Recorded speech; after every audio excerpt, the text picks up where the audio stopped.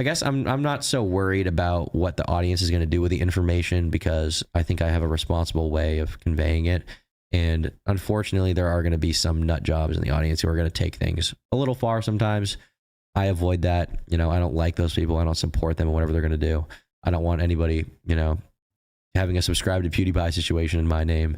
But unfortunately, there are nut jobs out there that are going to, take whatever you say and run with it and misinterpret whatever it is. Mm-hmm. Yeah, it's unfortunate. On January 22nd, 2025, a 17-year-old opened fire in the cafeteria of Antioch High School in Nashville, Tennessee. He killed one student, Jocelyn Correa Escalante, injured another, and then killed himself. His 51-page manifesto laid bare the life of an angry, abused, socially isolated teenager who wrote that he was ashamed to be black due to being immersed in accelerationist white supremacist ideology. He was affiliated with far-right cybercriminal networks like 764 and Telegram, and spoke about Jews, Muslims, women, and LGBT people being targets. His manifesto unsurprisingly had a section listing people who influenced him, and you find usual suspects there like Candace Owens and Nick Fuentes. I wonder if he's gonna come up again. But sitting right alongside the open white nationalists were names like iDubbbz, Destiny, Hasan Piker, Ruben Sim, and Turkey Hard R Tom. Don't do it. N-word. Oh, fuck. A strange combination that I'm hoping will make more sense by the end of this video. But to me, the most interesting inclusion is that of a guy who makes videos ostensibly about internet drama, because he was named explicitly as one of two primary figures who pulled the shooter into the alt-right. Also, we're not talking about Ruben Sim today, even though him and Tom are friends, and the dude sucks ass. Don't let his Roblox heroism fool you. He got banned for racism, homophobia, and harassment, and is very transphobic. Like, trust me, there's a reason why he was listed here. Anyways, Turkey lies and blames Bianca Devins for her own murder by an incel and then tries to delete the video. Tom. And as for Bianca and what happened to her, it's obviously disgusting to say that she got what she deserved. She did not deserve to be murdered for what she did. However, is it completely unreasonable to question whether or not she contributed to the likelihood of this happening? Bianca was effectively an e-prostitute who was selling nude pictures of herself to men and leading on a number of them, and using them for her own gratification. She recklessly promoted an image of herself online that attracted a pretty gross crowd of people. Is one note in a particular web of commentary, drama recap, and reaction channels. Tom, Sensitive Society, WestJet, morepegasus, acheeto, Think Before You Sleep. There's a billion of these guys cross-referencing and reacting to each other's content like one big, incestuous, very apolitical family.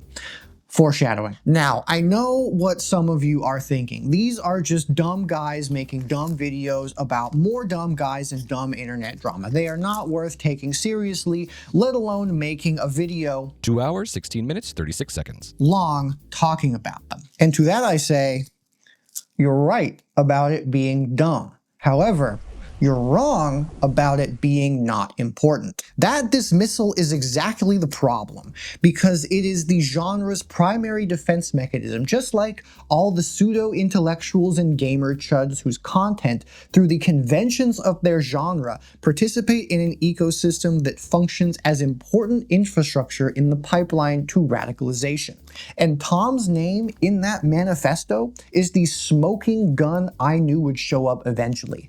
The moment you call this content trivial, you have already accepted the framing that makes it effective, and ignoring them allows them to thrive. Like something else I'm having a hard time thinking of right now. What was it? I feel like it was important. Donald Trump is the president of the United States.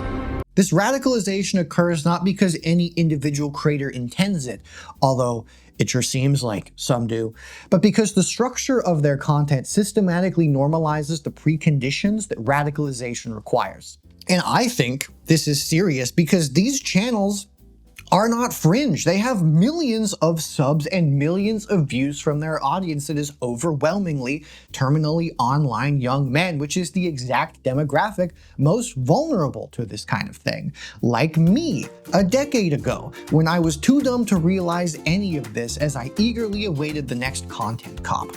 Seriously though, over the last 6 months, these 6 people alone have put out 116 videos. That's 3 times the amount I've ever done. So if I don't get every single detail in here, cut me some slack. Also, I'm technically half man now, but you know, who's asking? Turkey actually has the words real wigger swag on his merch website. Tom is the through line of my analysis because he is the creator of the Antioch shooter specifically named, but the mechanisms I'm documenting here are genre wide, which is why we're going to be hearing from all sorts of spirited individuals along the way.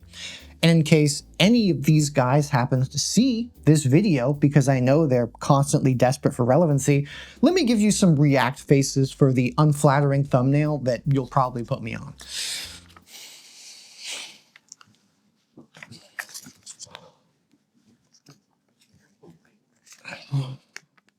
We good? Cool, you're welcome. Now, to prove I'm not pulling all this out my ass, research. A prominent academic model for understanding radicalization is psychologist Ari Kruglanski's 3N framework, which identifies 3 converging factors. Need, the individual's quest for personal significance, the desire to matter and be respected. Narrative, the ideological framework that channels that need towards a specific cause. And network, the community that validates the narrative and rewards adherence to it. Kruglanski's research has demonstrated that the need for significance is universal, but becomes an acute driver of extremism when triggered by experiences of failure, rejection, humiliation, or social exclusion. The need itself is ideologically agnostic, very important. It is the narrative and the network that determines which direction the radicalization takes. Complementing this is Luke Munn's 2019 study of the alt-right pipeline, which identified 3 overlapping cognitive phases in online radicalization: normalization, acclimation, and dehumanization. Munn emphasized that the digital ecosystem enables this process through a dense spectrum of right to far right spaces that offer a set of waypoints, allowing users to transition to more politically extreme environments without a sense of cognitive dissonance. I think this is a great way of describing a pipeline because so many people, like some we're going to talk about, imagine a radicalization pipeline to be a consistent linear escalation of rhetoric, when in reality, it's much more about the interconnectivity of many nodes with varying degrees of rhetoric. This structure allows people to bounce between said nodes easily because radicalization is about cracking their psyche to be susceptible to more and more extreme ideas over time through repetition and isolation. It's not just as simple as turning up the racism dial, even though some people really do make it look effortless. Research on everyone's favorite group of guys, the manosphere, has also further documented how spaces not explicitly coded as political serve as recruitment environments. Shergill and Quoward demonstrated how gaming platforms like Discord, Twitch, and Steam are leveraged by extremists for radicalization and recruitment, while research on Gamergate has established it as a template for how ostensibly apolitical online communities can be focused around weaponizing their mutual hatred of women and minorities through gaming. I can already feel the pro-Gamergate people angrily typing their comments from the future as I sit here in the past. Powerful. And in my opinion, what remains underdeveloped in the literature is the role of specifically this genre of content that sits upstream to all of these spaces: internet commentary and drama channels. These creators occupy a particularly nebulous position in the content ecosystem. They're not political commentators, they're not gaming communities, they are entertainers whose subject matter is other people's online behaviors that overlap with many different spaces, and their genre conventions like selective storytelling, the pathologization of certain populations, conspiratorial framing presented as investigation, and the normalization of cruelty as analysis may function as critical early stage infrastructure in the radicalization pipeline, and I am here to talk for a very long time to prove it. Alright, guys, gals, and non-binary pals, preamble is finally over, so buckle the fuck up, because we're about to get into this bitch. I have neatly organized my examples into categories, fitting points of radicalization identified by research, and have multiple examples for all of them. And please, Mom said it's my turn to make the Slop Too Bad video, and god damn it, I'm gonna make it how I want. Turkey Tom's video on the Charlie Kirk assassination provides the clearest example of what Munn calls normalization, the process by which extreme ideas are encountered in contexts that make them feel like common sense. Kirk's years of rhetoric, calling transgender people an abomination and a throbbing middle finger to God, suggesting that they should be taking care of the way they used to take care of things in the 1950s and 60s, and describing the stoning of gay people as God's perfect law, are reduced in Turkey Tom's video to a single phrase. Charlie Kirk is infamous for his opposition to transgenderism. That's it. That is the entire context we get on Kirk and what he believed. And that's just the trans shit too. That isn't even him touching on civil rights or what he thought about Jews. Seems kind of important to bring up. Meanwhile, though, the transgender person in proximity to the accused shooter, Lance, receives an exhaustive examination of their Reddit history, their substance abuse, their eating disorder, gender transition, political evolution, not as context for empathy or anything, but as data points in an explicit pathology profile meant to lead people into believing the shooter, who he spends realistically very little time talking about, was just a normal guy radicalized by extreme transgender people and leftism. After 2020, one of the first significant posts on his account is him arguing with other people over transgenderism. Specifically, Lance can be seen calling his old self transphobic and claiming that children should be allowed to transition. By 2022, he was already posting to subreddits like femboy_IRL and r/196.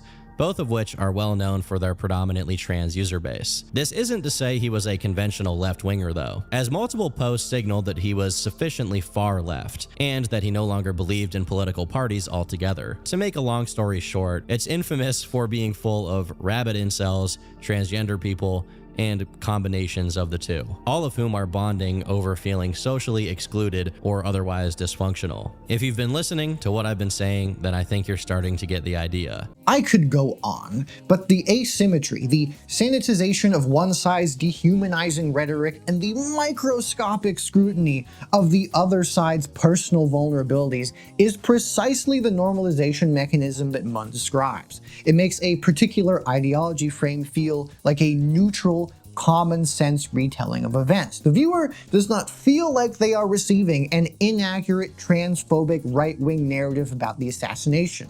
They feel like they are watching a documentary. And people in the comments are even praising Tom's perceived accuracy. Explaining who Kirk was and what he believed isn't endorsing that he became a victim of the radicalization machine he spent his life building. It is providing helpful context into understanding why it happened. The politics are here in what Tom's video chooses to investigate and what it chooses to gloss over. And the amount of trans slurs in the comment section proves my point that there was definitely something going on here. This matters because Tom's supposedly exhaustive evidence seems to brush aside things like the Washington Post investigation, which had interviews with 21 people who knew the accused shooter and found nothing to corroborate the narrative that he had been radicalized by left-wing extremism, a talking point that Tom continues to push over and over and over. But from 2019 to 2024, both of them slowly moved from somewhat apolitical to left-wing, with a large emphasis on the topic of trans rights. While Lance's was well documented through his own Reddit, Tyler's was quieter. However controversial this was initially, establishing Tyler's motive was the easiest part. The casing clearly antagonized Kirk as a fascist, his family remarked that he had recently expressed that Charlie Kirk was full of hate, and his growing left-wing sentiment coincided with his distancing from his family's Mormon religious practices. All of this automatically put Lance squarely outside of the regular political spectrum, and although he was clearly left-wing, he definitely felt ambivalent about a lot of issues. Friends described a quiet young man disillusioned with both parties, and only one person recalled him ever mentioning trans issues at all. The SPLC documented how in the wake of Kirk's killing, right-wing influencers promoted disinformation about trans people and the alleged perpetrator's gender identity. And Tom's video also follows this pattern of using high-profile shootings to push a trans shooter narrative, even while the shooter was not even fucking trans, while maintaining the plausible deniability of just investigating. This selective empathy extends into just complete no-holds-barred conspiratorial framing because a substantial portion of the same Kirk video is dedicated to people who had no demonstrated connection to the assassination. Twitter users who made provocative posts, a band with an edgy song title, connecting an LGBTQ organization called Armed Queers SLC to an unrelated gun club shooting. Like, even the comments point out how much Tom avoids talking about the actual shooter himself to just fucking spew garbage like this. Even the fucking right-wing cesspit, the Daily Caller, said that that org has no connection to the assassination at all, but Tom really just can't help himself. Of course, everything I'm saying here is circumstantial, but still, it seems to be enough that the FBI is currently investigating Ermaya about her potentially having some relation, not just to the assassination of Charlie Kirk, but also to any other similar crimes that have occurred recently. Ultimately, it's impossible to know just how much sprawl this kind of thing has, but considering how massive organizations and cults like the Zizians or 764 have gotten, it's best to sort this out as early as possible. Remember that 764 is a cybercriminal child exploitation network that the Antioch shooter was connected to, that Tom is framing as having the same level of concerning activity to an unrelated queer gun club founded by a trans woman. Very cool. As I said in the beginning, this isn't a one-off thing. In another of Tom's videos weaponizing tragedy, the terminally online Roblox murder is about the Tumbler Ridge school shooting, where the very troubled perpetrator happened to be trans this time. And Tom does the exact same shit of repeatedly bringing up the transness of the shooter. But he made a major return to Reddit the next year on the subreddit r/trans. Here, he says that he, a 15-year-old at this point, was about to begin his gender transition. Meanwhile, the profile picture was changed to a photo which read Jess01, with a picture of Hatsune Miku, the same SKS rifle which he often referenced, and a transgender flag as the backdrop. It appears that at some point, Jesse changed his username to @JessieGalUwu. In the currently wearing section of the profile, we can see that Jesse had a trans pride flag patch, while the rest of the outfit is some kind of e-girl costume. In addition to this, one of Jesse's favorited Roblox items was a hoodie with a hammer and sickle on it, the flag of communist Russia.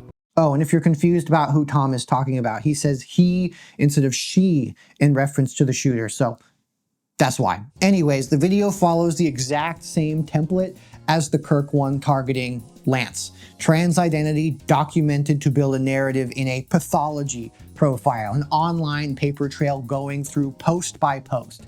When Matt Walsh comes up, Tom shows that a picture of the shooter that was posted on an anti-trans Twitter account was reshared by Matt Walsh, and Tom's only context here is Matt Walsh is a controversial figure in his own right due to the nature of his content. another far-right dipshit given no context. Boy, I wonder if this is going to be a common trend. Wow. Of the 3 videos, as of writing this at least, that Tom has made on shooters, 2 of them focus on trans people for some mysterious reason, and the third is actually about the El Paso Walmart shooter who killed 23 people in a white supremacist attack. However, there is no trans people involved in this story, and for some weird reason, the treatment of the subject is structurally inverted, and the shooter's white supremacist ideology is systematically minimized by Tom. So it seems that although he definitely meant the things he said here, he was very much on the shallow end of his own ideology. Patrick was evidently not that well versed in his own beliefs, despite trying to play it up. First off, the notion that this wasn't a personal attack. Given that classmates of his described him as being relentlessly bullied by Hispanic people during his school years, this is something I find hard to believe. Although it's possible that even Patrick wasn't aware of his own psychological motivations entirely when he did the crime. That last chunk is in response to the shooter himself saying that his attack was a response to the Hispanic invasion of Texas, by the way. His manifesto is described as performative. His radicalization is attributed to being not that well versed in his own beliefs. His life is given extensive biographical sympathy. His father's drug addiction, his parents' divorce, his social isolation, his schizoaffective disorder, quote, which had gone unnoticed for his entire life. Where trans people and leftism are a constant thread in the two other videos, the El Paso Walmart shooter's white supremacism is barely acknowledged in the entire video, while being framed as a shallow veneer over the real cause, which is undiagnosed mental illness and a childhood bullying by Hispanic classmates. And on top of this, Tom offers a remarkably generous interpretation for mass murder in general. I made this same point in my manifesto iceberg video, but with most of these guys, it's not necessarily that they have an extremely intense obsession that drives them to kill. It's more so that in their minds, for whatever developmental or psychological reason, they feel that they have very few reasons not to kill people. There's just this weird double standard everywhere. Like, Tom mentions the El Paso Walmart shooter's extremely timid voice in his interrogation for some reason, compared to feeling the need to mention that he doesn't have proof the Tumbler Ridge shooter's stepfather beat her, despite showing a post on screen that says that. The empathy hierarchy in Tom's own Kirk video captures this dynamic in miniature. Whatever the case may be, it's an absolute tragedy that Charlie Kirk lost his life. To a lesser degree, it's also a tragedy that people like Tyler got to the point of committing such a crime. Kirk's death is seen as an absolute tragedy, while his shooter's radicalization, that Tom incorrectly assesses the reason for, by the way, to the point of murder, is a tragedy only to a lesser degree. The perpetrators of ideology receive full humanity selectively, determined not by the scale of their crimes, but by where they sit on the political spectrum. And because not once in any video are actual shooter statistics ever mentioned, Tom is actively perpetuating the trans shooter myth constantly, which is so prevalent there is literally a section on the Tumbler Ridge shooter's Wikipedia about it. Of 201 mass shootings recorded by the Violence Prevention Project between 1966 and 2025, 196, or 97.5%, were perpetrated by cisgender men. A single 0.5%, one, was perpetrated by a transgender individual. As the project co-founder noted, transgender perpetrators are underrepresented in the data, not overrepresented. The overwhelming pattern is clear and consistent. Mass shootings are committed almost entirely by men. The Gun Violence Archive, using a broader definition, counts 5 confirmed transgender perpetrators out of 5,748 mass shootings since 2013, 0.09%. Trans people are, in fact, significantly more likely to be victims of violence than perpetrators. Yet, not just in Tom's video, but in this commentary genre in general, the pattern is structurally inverted. The genre goes out of its way to construct an alternative reality, not through argumentation, but through the cumulative weight of which stories get told, how they get told, and which ones are never told at all, while constantly maintaining the plausible deniability of, say it with me class, just investigating. This is the exact same conspiracy-adjacent thinking that trains people to see hidden patterns and shadowy networks, priming them for more explicit conspiracism found deeper in the pipeline. The drama genre is particularly effective at this because its core format is investigation, uncovering hidden connection, revealing what people said in private, mapping networks of association. When this investigative lens is applied selectively, the genre trains its audience in a mode of pattern recognition that consistently produces right-wing conclusions while feeling like independent analysis. And a lot of the time, it does what Tom did with Kirk and Matt Walsh, which gives no context, or even worse, makes right-wing figures look cool. I promised we're going to talk about other people at some point, but God, there's just so much to talk about with Tom. Holy shit. A very poignant example of how drama channels normalize far-right figures appears in Turkey Tom's documentary-length coverage of the former hero of these guys, iDubbbz. A significant portion of the disturbing downfall of iDubbbz concerns his interactions with comedian Sam Hyde. Kitchen and bust a few chefs' heads together, you know what I'm saying? Knock a nigga out. Where's my shit spicy, nigga? Open your... During the period where iDubbbz was making documentaries on different internet personalities, they were pretty good. I liked them. To give some context on who Sam Hyde is, he is a longtime internet figure and eventually got a show called $1 Million Extreme World Peace, which was canceled by Adult Swim in the wake of what multiple outlets report as ties to alt-right movements and white supremacist rhetoric. He donated $5,000 to the legal defense of Andrew Anglin, the founder of the neo-Nazi website The Daily Stormer, after Anglin was sued for organizing a targeted harassment campaign against a Jewish woman. Very cool. When a reporter contacted Hyde about this supposed donation, he asked if the reporter was Jewish and said, "Don't worry so much about the money. Worry about if people start deciding to kill reporters." He dedicated a victory speech in an influencer boxing event to threatening to go to Hasan Piker's house and kill him and wear his skin as a coat, and he has worked with and openly supported people like Alex Jones and Nick Fuentes. Oh boy, Nick Fuentes is back again. Isn't that cool? And if you think I'm cherry picking, this is a video of his from like 5 months ago. Come on. And to give appropriate context on why Sam and iDubbbz are in Tom's video, sorry, there's just a lot of relevant backstory here.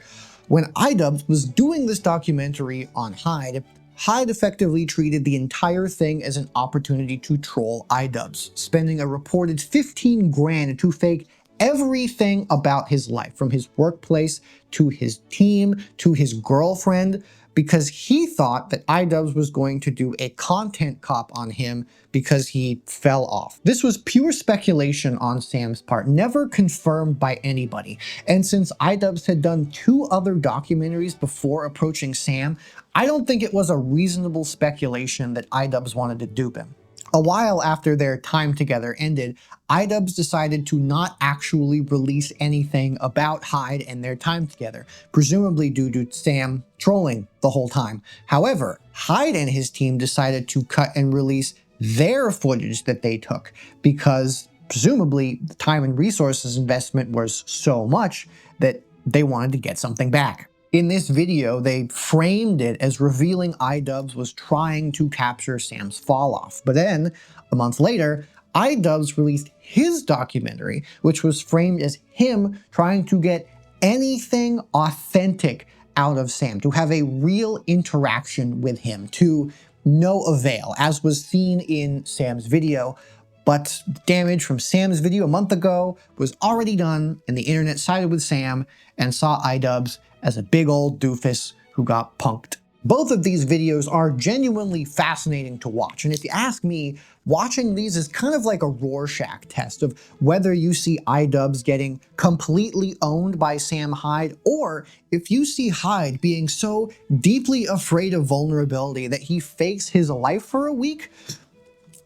Feel like that reveals something about the viewer. I do wish just once I could take a test that didn't have me see my parents fighting, but you know, Maybe one day. Sometimes later, iDubbbz organized Creator Clash, a charity boxing event, and banned Hyde from attending, citing only personal reasons for the ban and never publicly elaborated.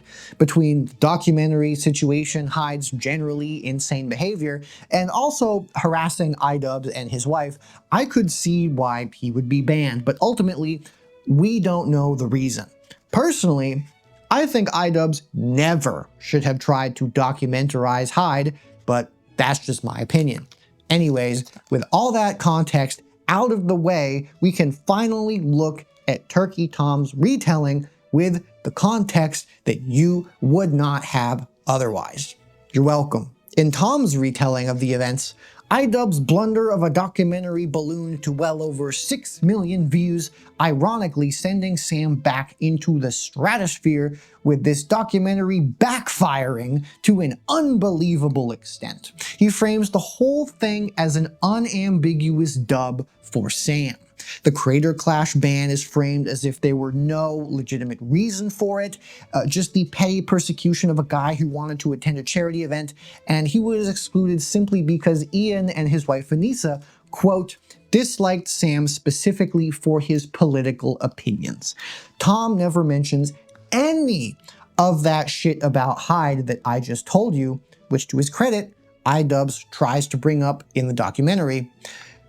And then Tom proceeds to selectively tailor his retelling of all of these events in order to paint iDubbbz as wanting to film a hit piece on Sam the entire time. Ian's approach to the documentary was clearly meant to be uncharitable. He wasn't making some unbiased gonzo journalism attempt to capture the strange life of a controversial alternative comedian. He was, in his own way, trying to make Sam look bad. I love when people do shit like this. Oh, you're trying to make the racist anti-Semite who's so afraid of vulnerability look bad because you're being biased against him. Hey, wait a minute, didn't people do that to somebody else recently?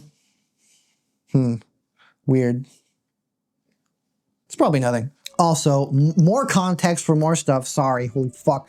One of the main reasons people like Tom assume iDubbbz is being disingenuous is because he revealed, when talking with Sam in the only one-on-one interview they had, that Sam copy-striking one of iDubbbz's videos 6 years ago was their very first interaction. He played it up like he was gotcha-ing Sam, like he was there to make him look like an asshole, having some fun with it, which he explicitly addresses in the video. I don't care about our first interaction.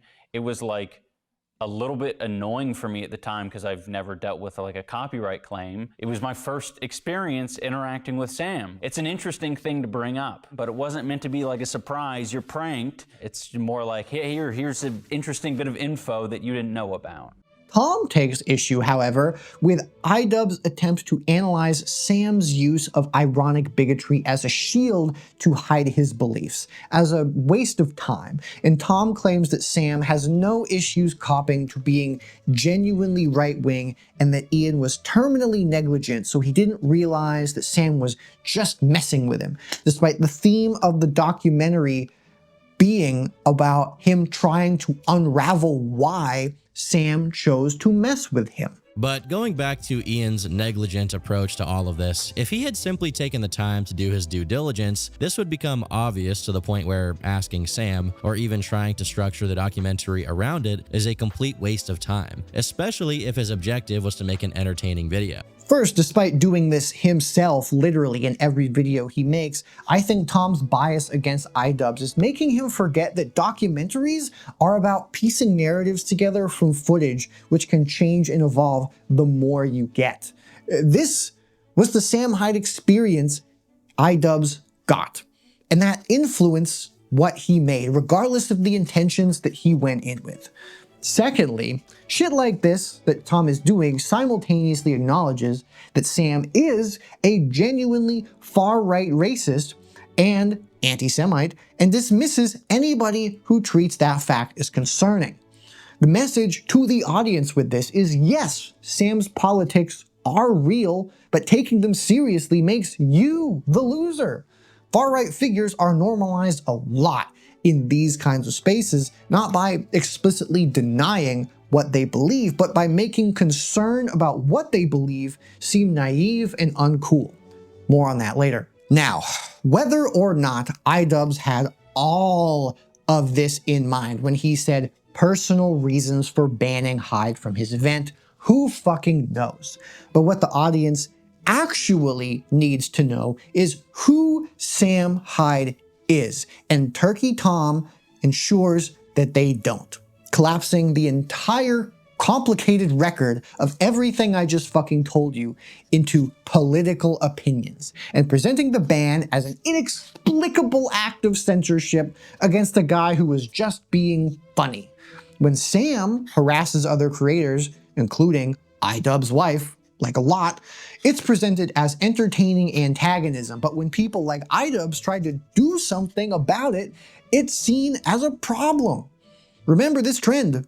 It's gonna come back. It'll be on the test. If any of that sounds familiar, it's because I did a video a while ago on the weird obsessive hate train on iDubbbz, and doing that really made me think more and more about just how much more I had to talk about this entire space, and voila, this video was born.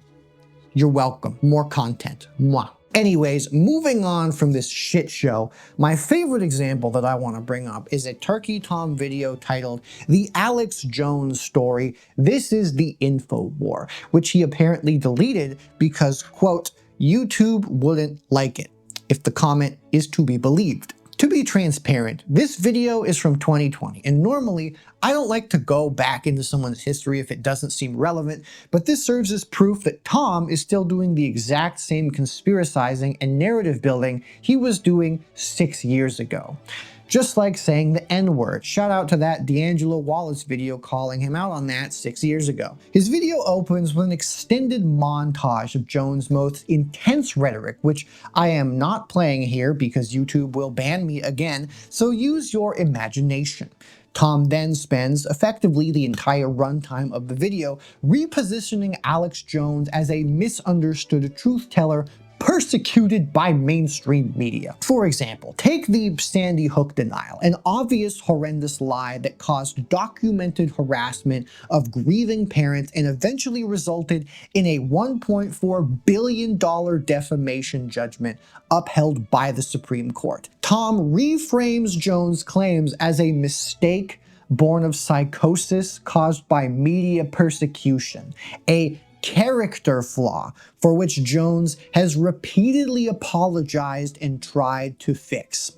Tom argues, This isn't to say that what he did was okay or to admonish him completely. It still happened and we should remember it. But citing him as the guy who said Sandy Hook was fake comes across like a lie to me, simply pushing the most negative event from his career to the forefront rather than explaining his life as a whole. The video just generally validates Jones' baseless conspiratorial rambling. Some of what Alex says may seem outlandish at first, but don't write it off completely just because the media tells you to.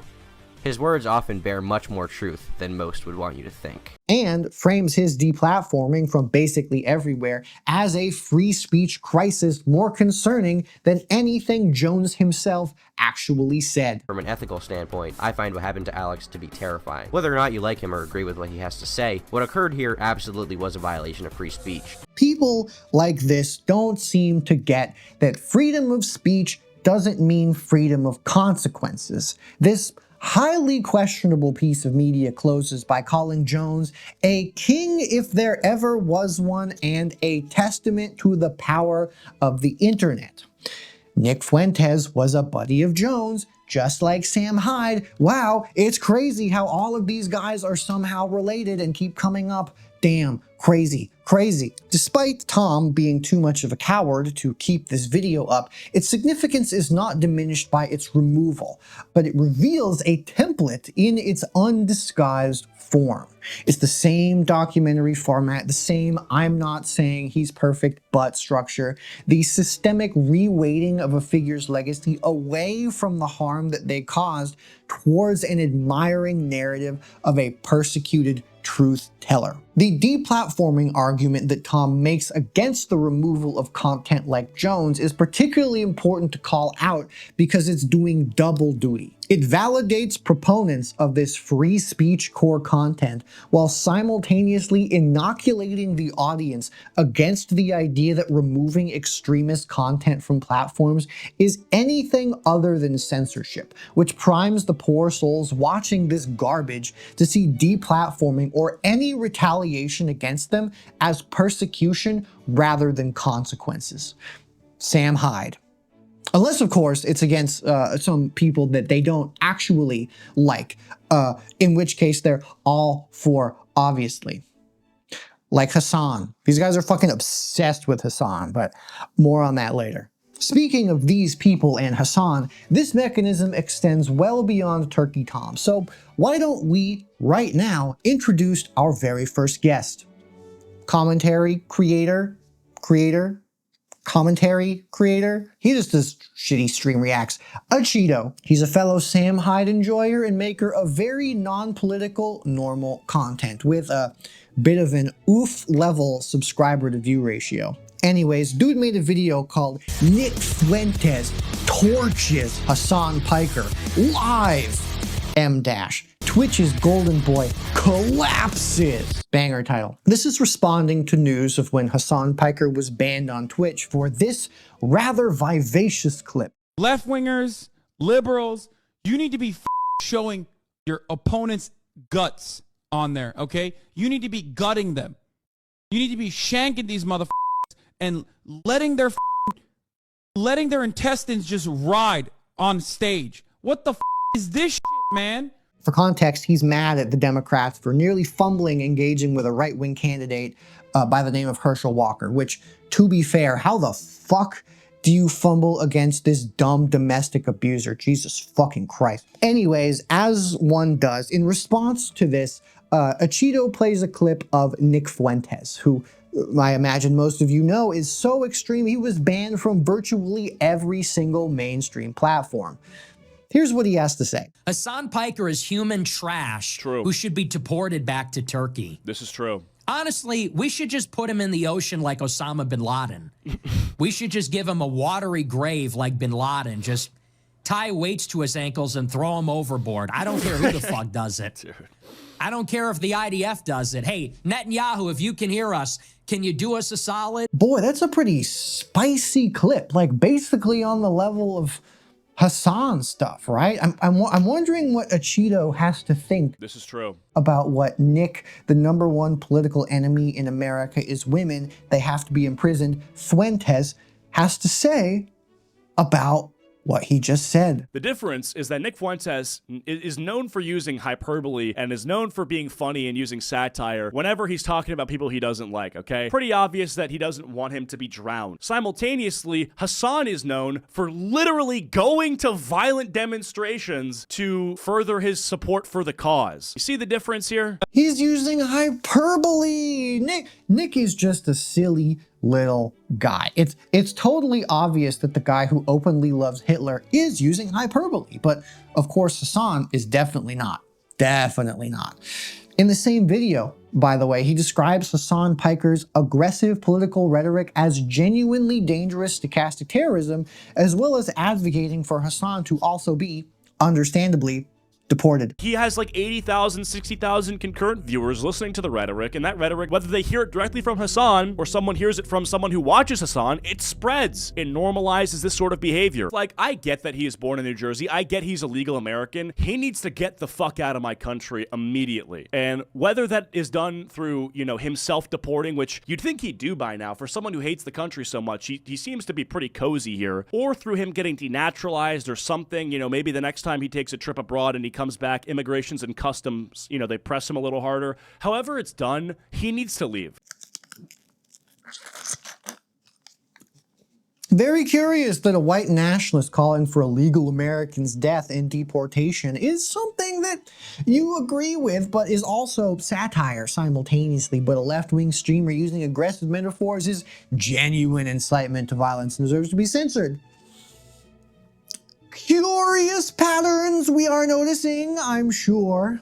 Also, this is unrelated, but I found this clip of him just saying some super weird stuff about skepticism that I have very little idea what it actually means, but I have to play it for you because it is just circling in my brain. Dude, I don't know the science behind fluoride, but I'm one of these people where I'm such a skeptic and I'm so schizo that if someone on Twitter says like, don't eat this, there's a chance that it has like this weird relationship with something and then it has a graph. I'll just avoid that thing, to be honest. I'm so susceptible to propaganda, but it's the kind of propaganda that disguises itself as anti-propaganda. It's like the government doesn't want you to know this. The propagandists don't want you to know this. Do this thing. And so that's how I basically operate. If someone says that the government doesn't want me to know this or something like that, and it's just straight up propaganda in the other direction, I'll just do it. Shout out fluoride. It's worth noting that the hyperbole defense of Fuentes required the audience to ignore that 5 of Fuentes' followers were among the first rioters to storm the US Capitol on the infamous January 6th. One of them, Kristen Seeker, was sentenced to 3.5 years in prison after entering the Senate chamber carrying an America First flag. Fuentes himself called the Capitol siege a glorious day and was subpoenaed by the January 6th committee. The smarmy little racist Acheeto frames Nick as a harmless satirist, yet he has a documented connection to an act of political violence. Curious? In both of these cases, neither Tom nor Cheeto are telling the audience to agree with Kirk or Sam's or Fuentes' ideology, but training the audience in an evaluative double standard where the far right is entertaining and the left is threatening. Acheeto's description of Hasan's rhetoric as something that spreads and normalizes this sort of behavior is using the exact same analytical framework that describes his own videos and how they function, but he and others apply it exclusively to the left in the same way that he agrees with Fuentes' nativist argument that a US citizen needs to be deported or killed. Denaturalization rhetoric is not a satire to be enjoyed. It is a conclusion to be endorsed. But this genre of content frames it as both simultaneously, and the audience absorbs the endorsement while believing they are enjoying the satire. Man, goodbye. This is what Munn's acclimation phase looks like, establishing a new cognitive baseline for what is acceptable. The audience isn't being told things like white supremacy are acceptable. They're being trained to find white supremacists funny, relatable, and harmless, while the people who object to them come across as uptight, incompetent, or even dangerous. Over time, this shifts the effective baseline, where the right-wing extreme doesn't become ideologically endorsed, even though it definitely looks like it in some places, so much that it becomes familiar, which is significantly more dangerous because familiarity is way harder to notice and way harder to undo. More about gay leftism now, yippee. Speaking of Hasan, if the genre rehabilitates the extreme right, you've probably gathered that it does the exact opposite work on the progressive left, using the tried and true tactic of systematically framing progressive viewpoints as personal evolution of moral degeneration. Something, fascism, whatever. Roman, why are your clothes different yet equally fire? Just look, stuff happens, things happen, just don't speak so loudly. Mama has a headache and really needs her special juice right now. Since you're so smart and handsome, you probably figured out that Turkey Tom's iDubbbz video is structured at its most fundamental level as a rise and fall narrative. The rise is the period leading to peak popularity, characterized by offensive humor, slurs, and aggressive takedowns to which iDubbbz himself has importantly disavowed, apologized for, and distanced himself from his slur-slinging audience. If you want to know why all of these guys are so obsessed with / hate him so much, it's because they're his slur-slinging audience. N-word. The fall is, of course, everything that came after. His progressive political shift, his public vulnerability, his relationship with his longtime partner Anissa, which I cannot underemphasize how much these guys hate her. By the way, like if you search her name on YouTube, every video is some weird hit piece oozing with misogyny. Like some channels will have absurd amounts of video on these guys. It's just It's just really pathetic. Anyways, the title, The Disturbing Downfall, very clearly doesn't describe what iDubbbz did at his peak, like saying the N-word to an influencer in public. It describes what he became when he moved away from it. This framing is intentional and necessary to maintaining the genre's ideological baseline that the edgy, offensive, slur-slinging content of 2016 YouTube was and is the natural state of affairs. iDubbbz's evolution past this is framed as a self-destruct, carried out in a pitiful way. His recollection on his past and him developing empathy is called delusional. His public apologies are framed as masochism and self-flagellation. His appearances on Hasan and a feminist media critics podcast is framed as proof that he has debased himself. Again, the left are continually classified as activists, but the anti-Semites are just goofy guys, am I right, fellas? This pathologization extends to every marker of progressiveness or emotionally open masculinity. For example, iDubbbz took his wife's last name, and Tom frames this as becoming a full-blown masochist, as inherently humiliating. For the time being, everyone got to watch the unspoken but explicit transformation of Ian, from a guy who had regrets about how insensitive he'd been in the past to a full-on masochist. Tom never elaborates why this is because he doesn't have to. Everybody knows the woman is supposed to take the man's name, right? Tom points out how iDubbbz making an appearance on Hasan's stream is problematic due to Hasan's overtly political online presence. Yet curiously doesn't have a problem with him associating with the, again, anti-Semite who gave a Nazi $5,000. I'd say probably the most deranged clip in this entire thing, and there are a lot of them, is when Tom pulls a clip of iDubbbz crying during a live stream with a therapist while expressing sympathy for another couple's experiences due to the realities of having a public-facing relationship. Same person live streamed his own therapy session where he actually cried while expressing he wished he had the relationship that Ethan and Hila have. You know, I also see the dynamic of Ethan and Hila. I'm like, fuck, like, it's just really, it's really hard to be, a couple online and see people attacking your partner, and it's like, okay, like, if you come to their defense, that doesn't always help them, right? Sometimes that makes it worse for them.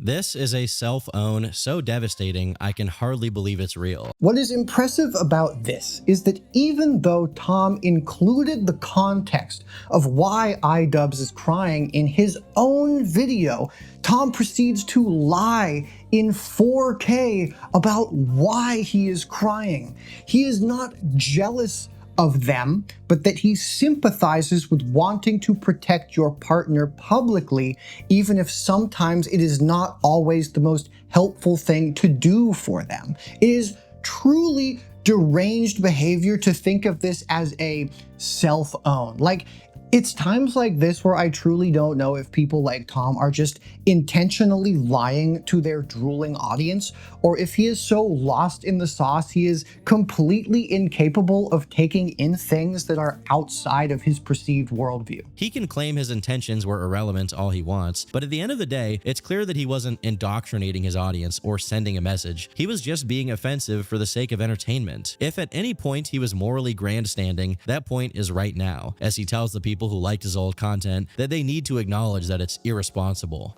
In fact, large parts of the content sphere mobilized to overrule his own self-assessment when he apologized initially, and large swaths of people still do this to this day.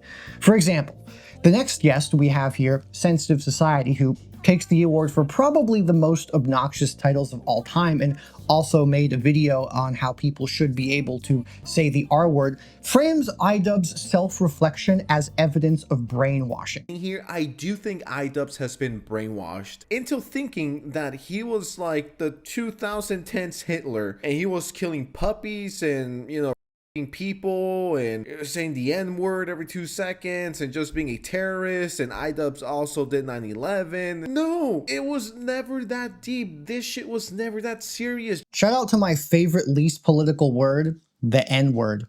Saying the N-word. He then proceeds to excavate Moist Critical's terrible video, also disagreeing with iDubbbz's assessment as an authority against iDubbbz's interpretation of his own work. Because obviously, you gotta pull out the heavyweights for something like this, right? The way he talks about this content makes it sound like he used to f***ing murder puppies for these videos, which it was never that extreme.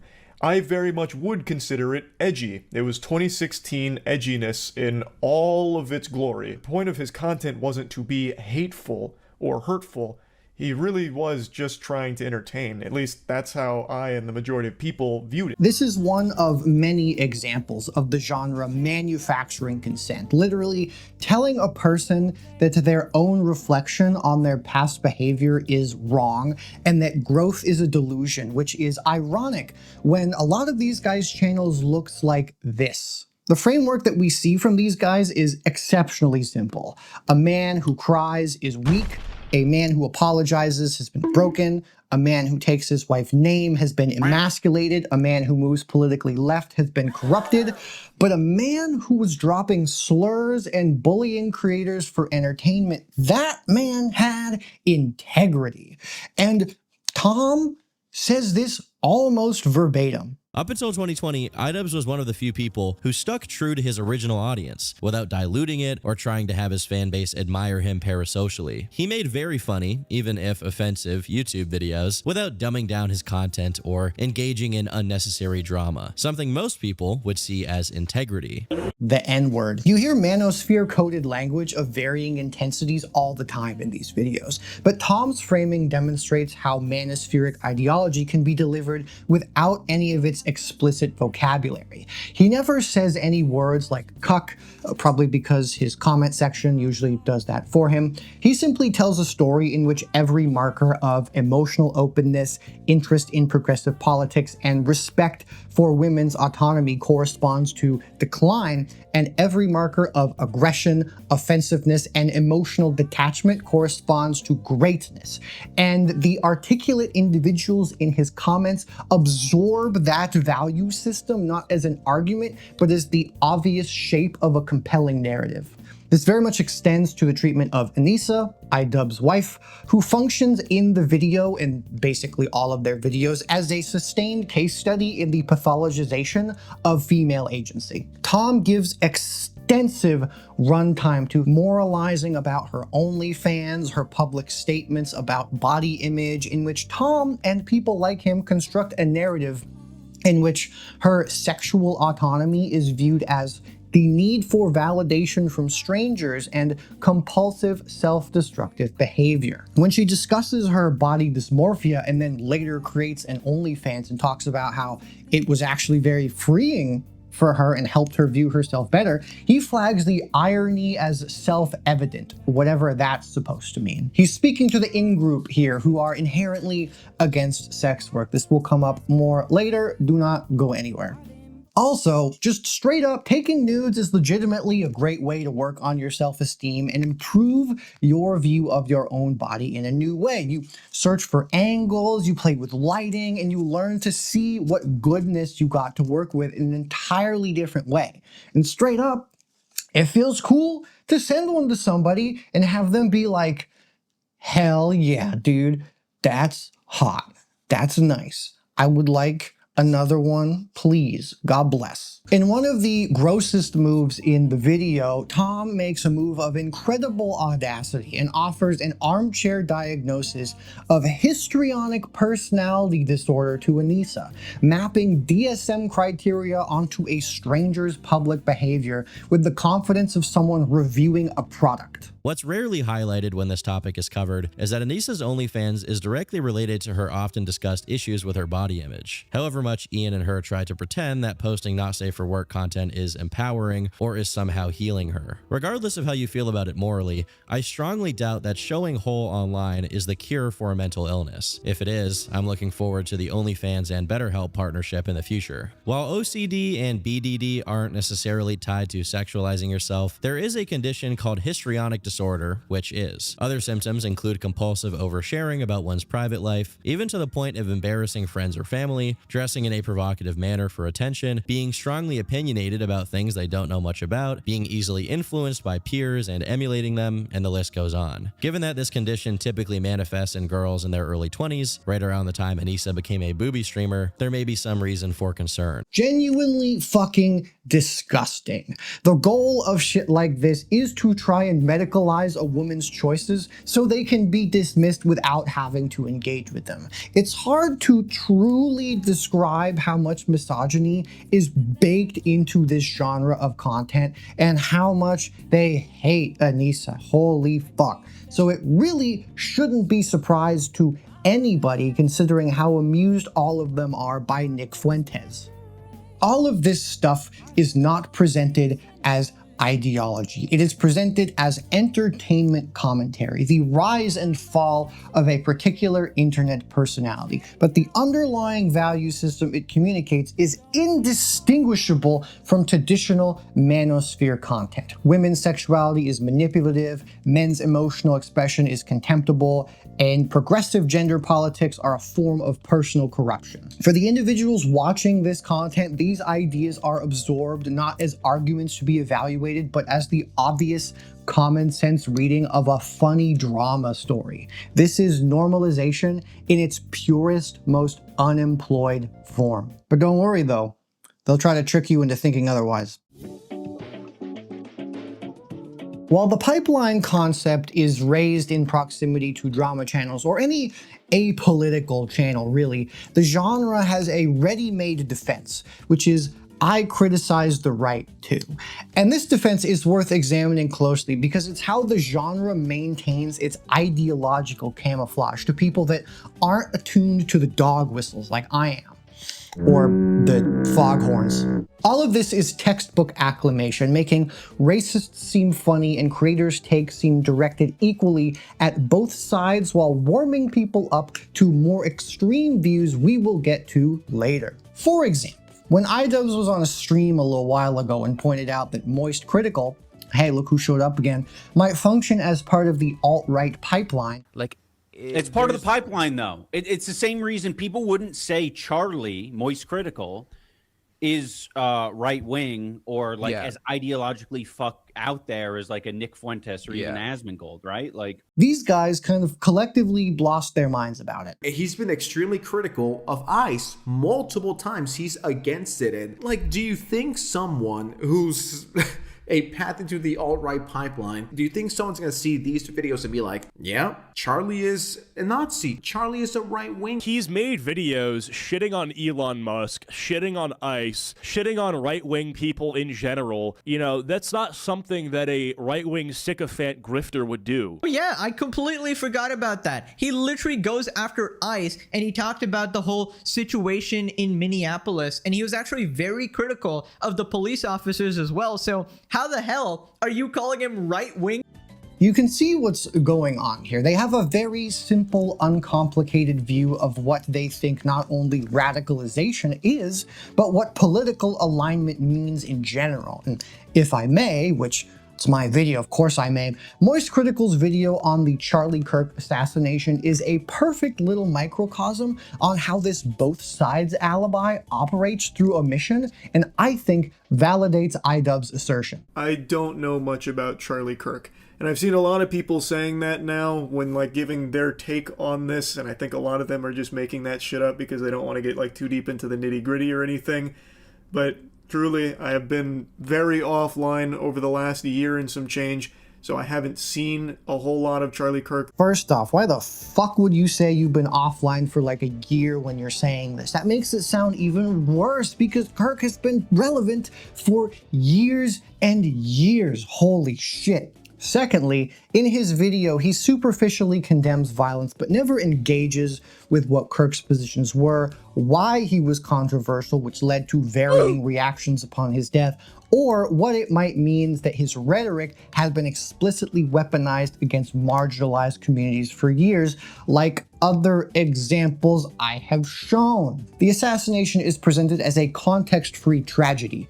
A bad thing happened to a person he doesn't know much about, and the most fascinating part about his unseasoned chicken breast of a video is that Moist Critical actually accurately describes the exact phenomenon I'm talking about inside of it. Politics has become turbocharged over just the last handful of years to the point where people can go from like not really being involved or only dipping their toes in to being just full-blown fucking radicalized and just, you know, off their rocker, off their fucking gourd in politics. Like, it is, everything is just accelerating at such a scary, alarming rate. He notices a problem, but he frames it as an ambient atmospheric condition rather than something with identifiable infrastructure. He can see that radicalization is accelerating, but he cannot ask what is facilitating that acceleration, let alone have the integrity to do 5 minutes of fucking research on Charlie Kirk before he poops out a video for clicks in the wake of a tragedy. This is precisely what iDubbbz was describing. The studied non-engagement, the refusal to acknowledge political dimensions, the violence is bad take that sounds reasonable but functionally treats a politically motivated assassination as a political content. The audience receives a framework in which the victim's years of dehumanizing rhetoric is not seen as relevant, and the only appropriate response is a condemnation of violence with no further analysis. However, it is creating an environment where those views never need to actually be reckoned with. And I know I'm repeating myself, but when you do not make room for the contextual explanations around people like Kirk, Fuentes, Hyde, Walsh, you hold space for the worst people to congregate in your audience and turn it into fertile ground for radicalization. And I believe this is exactly what happened with the Antioch shooter, the most extreme outcome of this practice. This goes back to my point about people not understanding how the pipeline does not require every node in the network to be linear and ideologically consistent. It requires that the genre's conventions, that edginess be rewarded, that empathy be held, that targets are selected, and that the audience is cultivated, creates conditions in which right-wing and conspiratorial frameworks feel like the natural next step because they aren't explicitly weeded out. The overlap is real. It's how the same people can watch Moist Critical make this video on Charlie Kirk, but also hang out in Asmongold's stream chat while engaging in bigotry towards inclusivity at the Game Awards. Is what I would say if I wasn't fucking lying to you, because this stream chat is actually Moist Critical's, not Asmongold's. I'm fucking right about this. iDubbbz is right about this. The fact that you could think that this could be Asmongold's chat when it's actually Moist Critical's? Think. A creator can criticize ICE and Elon in one video and still, through the cumulative weight of which stories they choose to tell and how they choose to tell them, can contribute to an ecosystem that moves audiences rightward. Their apoliticism blinds them to reality that, just straight up, their fundamentally conservative view of the world is and always has been throughout history on the wrong side of every single issue, from civil rights and women's rights and gay and trans rights, to child labor laws, to workers' rights, to age of consent laws, to marital rape laws, access to education, freedom of speech, and But the both sides alibi isn't just about deflecting criticism, because it functions as active inoculation against the audience's ability to recognize this pattern I have talked about. When Sensitive Society tells his viewers that accusing someone of being in a pipeline is Twitter talk, Blue Sky talk, Tumblr talk, and citing his anti-Elon videos as proof that he's telling his audience that if anyone ever suggests that his content is leading you somewhere, dismiss the suggestion by pointing to the exceptions. These exceptions become a shield that protects the rule from scrutiny. Take Tom's iDubbbz video again. For example, he oh so briefly says that iDubbbz's old content was offensive, that some criticism of Anissa was gratuitous. These concessions are brief, parenthetical, and do absolutely no work in the overall narrative. They exist in the video so that people can point to them if accused of bias. The 45-minute narrative arc that rehabilitates Sam Hyde and the massive chunk that dehumanizes his wife, and the overarching themes that pathologize progressive evolution and systematically mocks male emotional vulnerability is the actual content. The occasional caveats are the alibi. The both sides alibi is a more sophisticated version of a simple echo chamber because it includes just enough dissent to prevent the audience from recognizing the chamber's walls are there at all. The most extreme version of this is the active dismissal of the pipeline as a concept at all. The same iDubbbz video from Sensitive Society earlier is a fantastic example, when his first move is to make the concept of a pipeline sound ridiculous. I hate this argument that ex-YouTuber, this guy is a pipeline into the alt-right. This guy classifies as an alt-right pipeline person because they're not there yet. They're not Andrew Tate level yet. They're not Nick Fuentes level yet. But they're like in the middle, and if they watch that person, then they jump into others. By reducing the pipeline to a crude conveyor belt, watch one guy become a Nazi, he constructs a version of the argument that is easy to dismiss if you think you are the perfectest specialist little boy and have no idea what the fuck you're talking about. This allows him to do the second thing, which is to reframe susceptibility to radicalization as personal weakness rather than a broader systemic issue. Now, I've said this before and I'll say it yet again. If you're a grown-ass man and you fall into either the alt-right pipeline or the left pipeline, as a grown man, you are a loser that is controlled by the internet, all right? You're legitimately an NPC. I've seen so many people on Reddit be like, yeah, man, I fell into the alt-right pipeline and I'm so glad I escaped it. Thank you so much for showing us that you have no self-control. Thank you so much for showing us how weak you are. In every video and every person like this, there is a belief that a level of apoliticism is just common sense, and beliefs that counter that are the equivalent to brainwashing, which another creator, morepegasus, who desperately needs a hobby. This is only one of his playlists, by the way. Crazy.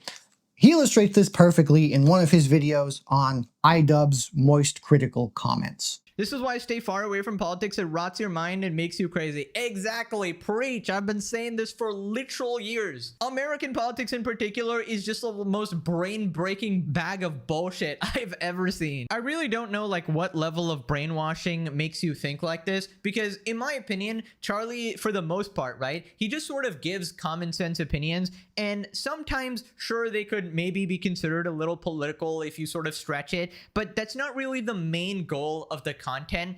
For example, when he criticizes Trump, once again, this kind of framing simultaneously tells the audience you're too smart to be manipulated, while stigmatizing the very act of recognizing that one has been manipulated. For a teenager who is already consuming this content, this message functions as a prophylactic.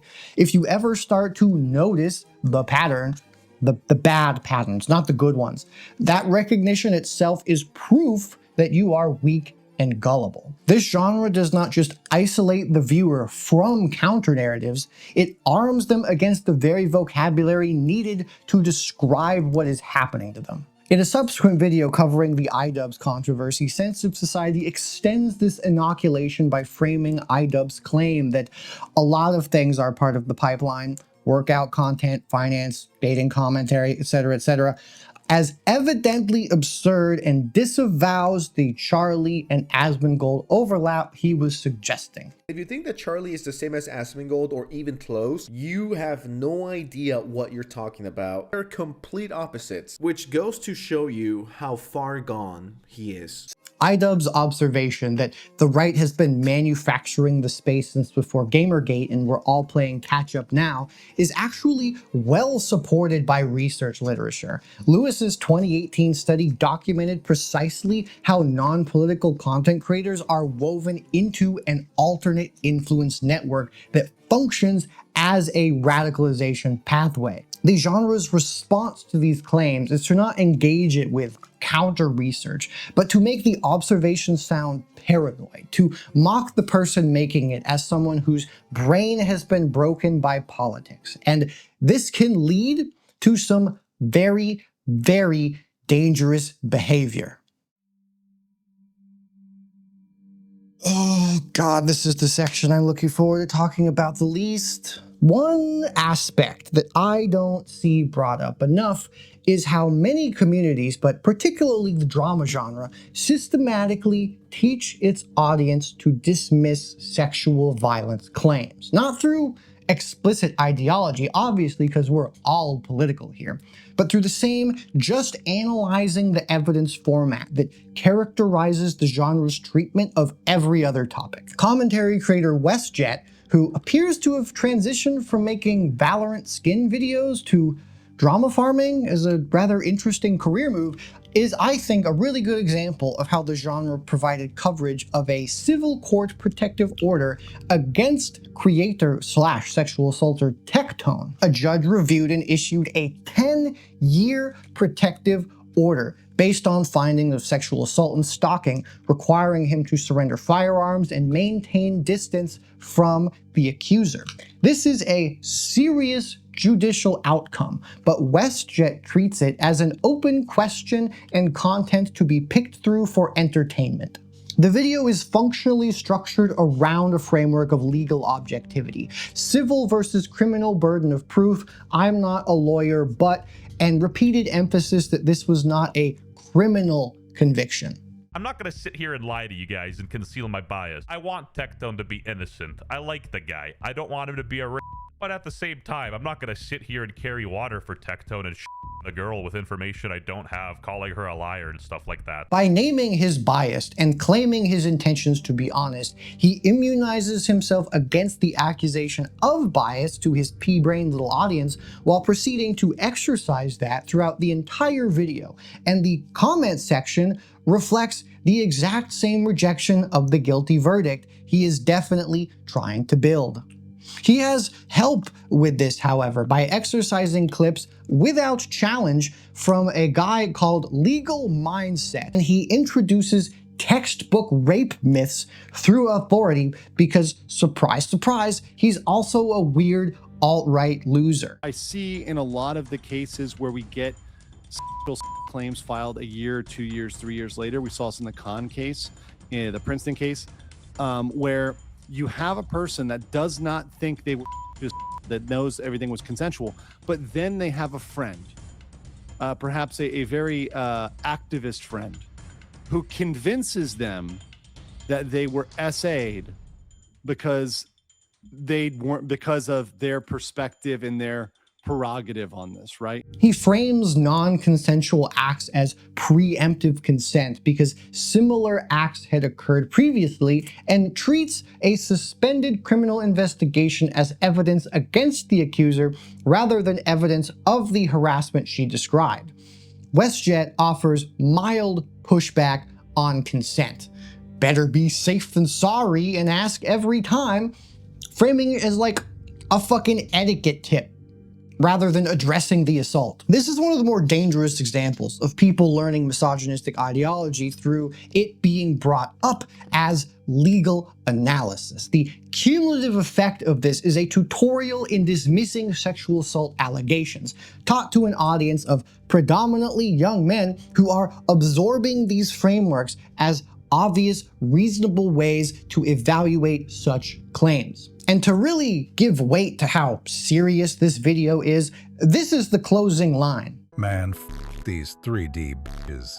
On God, I'm sticking with my 2D Genshin Impact baddies from now on. I'm straight up goon maxing. The tonal register never shifts between sexual assault testimony and masturbation jokes. They occupy the same entertainment space. It is fucking awful. I asked him multiple times in multiple circumstances, please delete any footage you have of me because I know some of it was non-consensual. He would make collages of my videos and things like that, and it was disturbing. So he essentially was making a spank bang. And because, of course I have to say this, fake accusations happen Obviously, they do.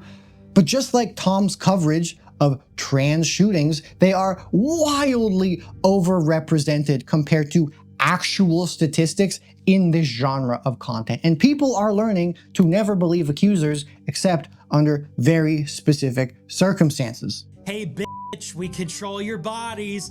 Guess what? Guys win again, okay? Men win again. Boys rule, girls drool. There will never be a female president ever. Nick is a provocateur. He's a troll. Like, when I saw this, I thought it was kind of dumb. Like, I thought he was baiting on purpose, but people seem to get really offended at this. Glass ceiling? Dude, it's a ceiling made of fucking bricks. You will never break it. This pattern escalates dramatically in a video called What Dating an OnlyFans Girl is Like, which is structured as an exhaustive defense of Tectone by YouTuber Think Before You Sleep, who says things like, why can't these people just shut the fuck up about their politics, in response to a post of Miss Rachel calling for Palestinian children not to be murdered, while 4 posts later, he called for every H-1B third worlder to be deported.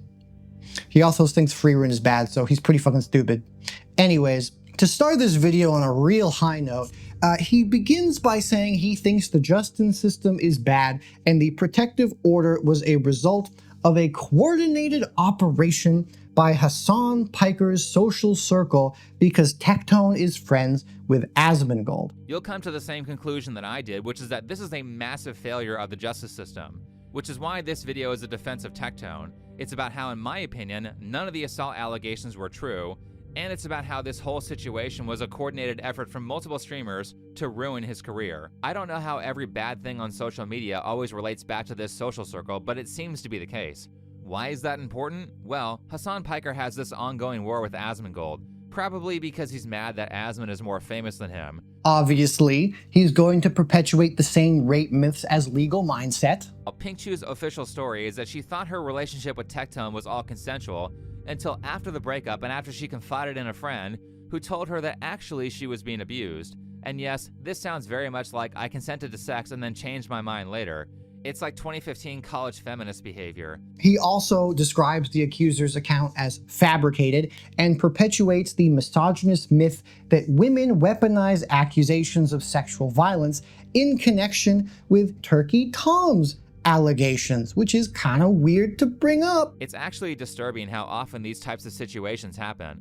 I mentioned recently that Turkey Tom was falsely accused by an ex-girlfriend of his in a situation that is strikingly similar to Tectone's, where 4 days after the breakup, she goes on to Kiwi Farms to accuse him of physical abuse, filming without consent, and engaging in weird fetishes. Oh, it's super weird how it seems like these guys want to get with sex workers until they realize that they're people. Anyways, then Tectone's accuser's mental health hospitalization is framed as a manipulation tactic. Honestly, this visit to the mental hospital looks like some sort of bargain to get him back after the breakup. My favorite bit is that he thinks the judge is a DEI hire and her background in domestic violence advocacy is disqualifying bias. Judge Dimple Malhotra is the first and only person of South Asian descent elected to a judicial seat in Travis County history. Oh great, so she's one of those people where we have to focus on their race instead of their qualifications. Now, I think that trying to stop domestic violence is great. However, I also agree with the defense attorney Steve Brand, who says that her activism makes her biased towards alleged victims, and there's no way he could win a case with her as a judge. Fucking awesome, dude. What makes this coverage analytically significant is not just its terrible content, but its escalation from WestJet's treatment of the exact same case. WestJet offers rape myth skepticism dressed as legal analysis, but Think Before You Sleep offers a conspiracy theory that delegitimizes the entire judicial system itself, Jesus Christ, attacks the judge on racial and political grounds, and frames the entire survivor community as a weaponized political operation. It's the same case, it's the same format, but escalating ideology. The pipeline represented very neatly in a single controversy. The selective nature of this empathy is further exposed by comparing how the same creator treats sexual violence when the victim is allied with their in-group. WestJet, again, who, remember, covered Tectone's protective order with gooning references and using cherry-picked anti-woke quips from a definitely not lawyer, covered the assault of streamer Emaru at TwitchCon with genuine outrage. Here's how it starts. No intro today. Disgusting video happened. So this double cheeseburger Jared from Subway looking guy assaulted Emaru at TwitchCon. For comparison, here's how his Tectone video, where Tectone was legally convicted, starts. Massive day for the unemployed. The jail tone files just dropped. We've got a bunch of people talking about this, including lawyers who wear suits like Legal Mindset and Jizqueef. We got the kettle calling the pot black. Very good, very good, very, very good. In the Emaru video, he spends a breezy 8.5 minutes directly criticizing Twitch's security failures, calling for institutional accountability, and going so far as to even invoke the murder of Christina Grimmie to underscore the danger. Remember Christina Grimmie? Don't ever let people forget her story.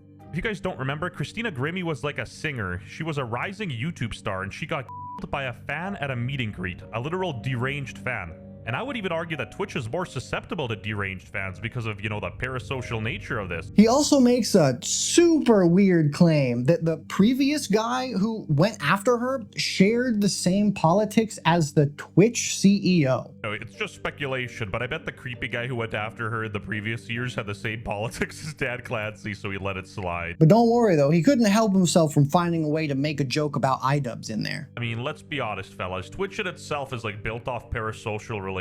We're just seeing it now in full force. Even though I don't have empathy like iDubbbz, I could still imagine how Emaru feels, probably disgusted. The difference between these two cases is not that WestJet doesn't believe sexual violence happens. It's that who the victim is changes whether he actually takes it seriously. Emaru is in Asmongold's orbit, an apolitical but right-coded ally, where Tectone's accuser is accusing someone in Asmongold's orbit, in this sphere.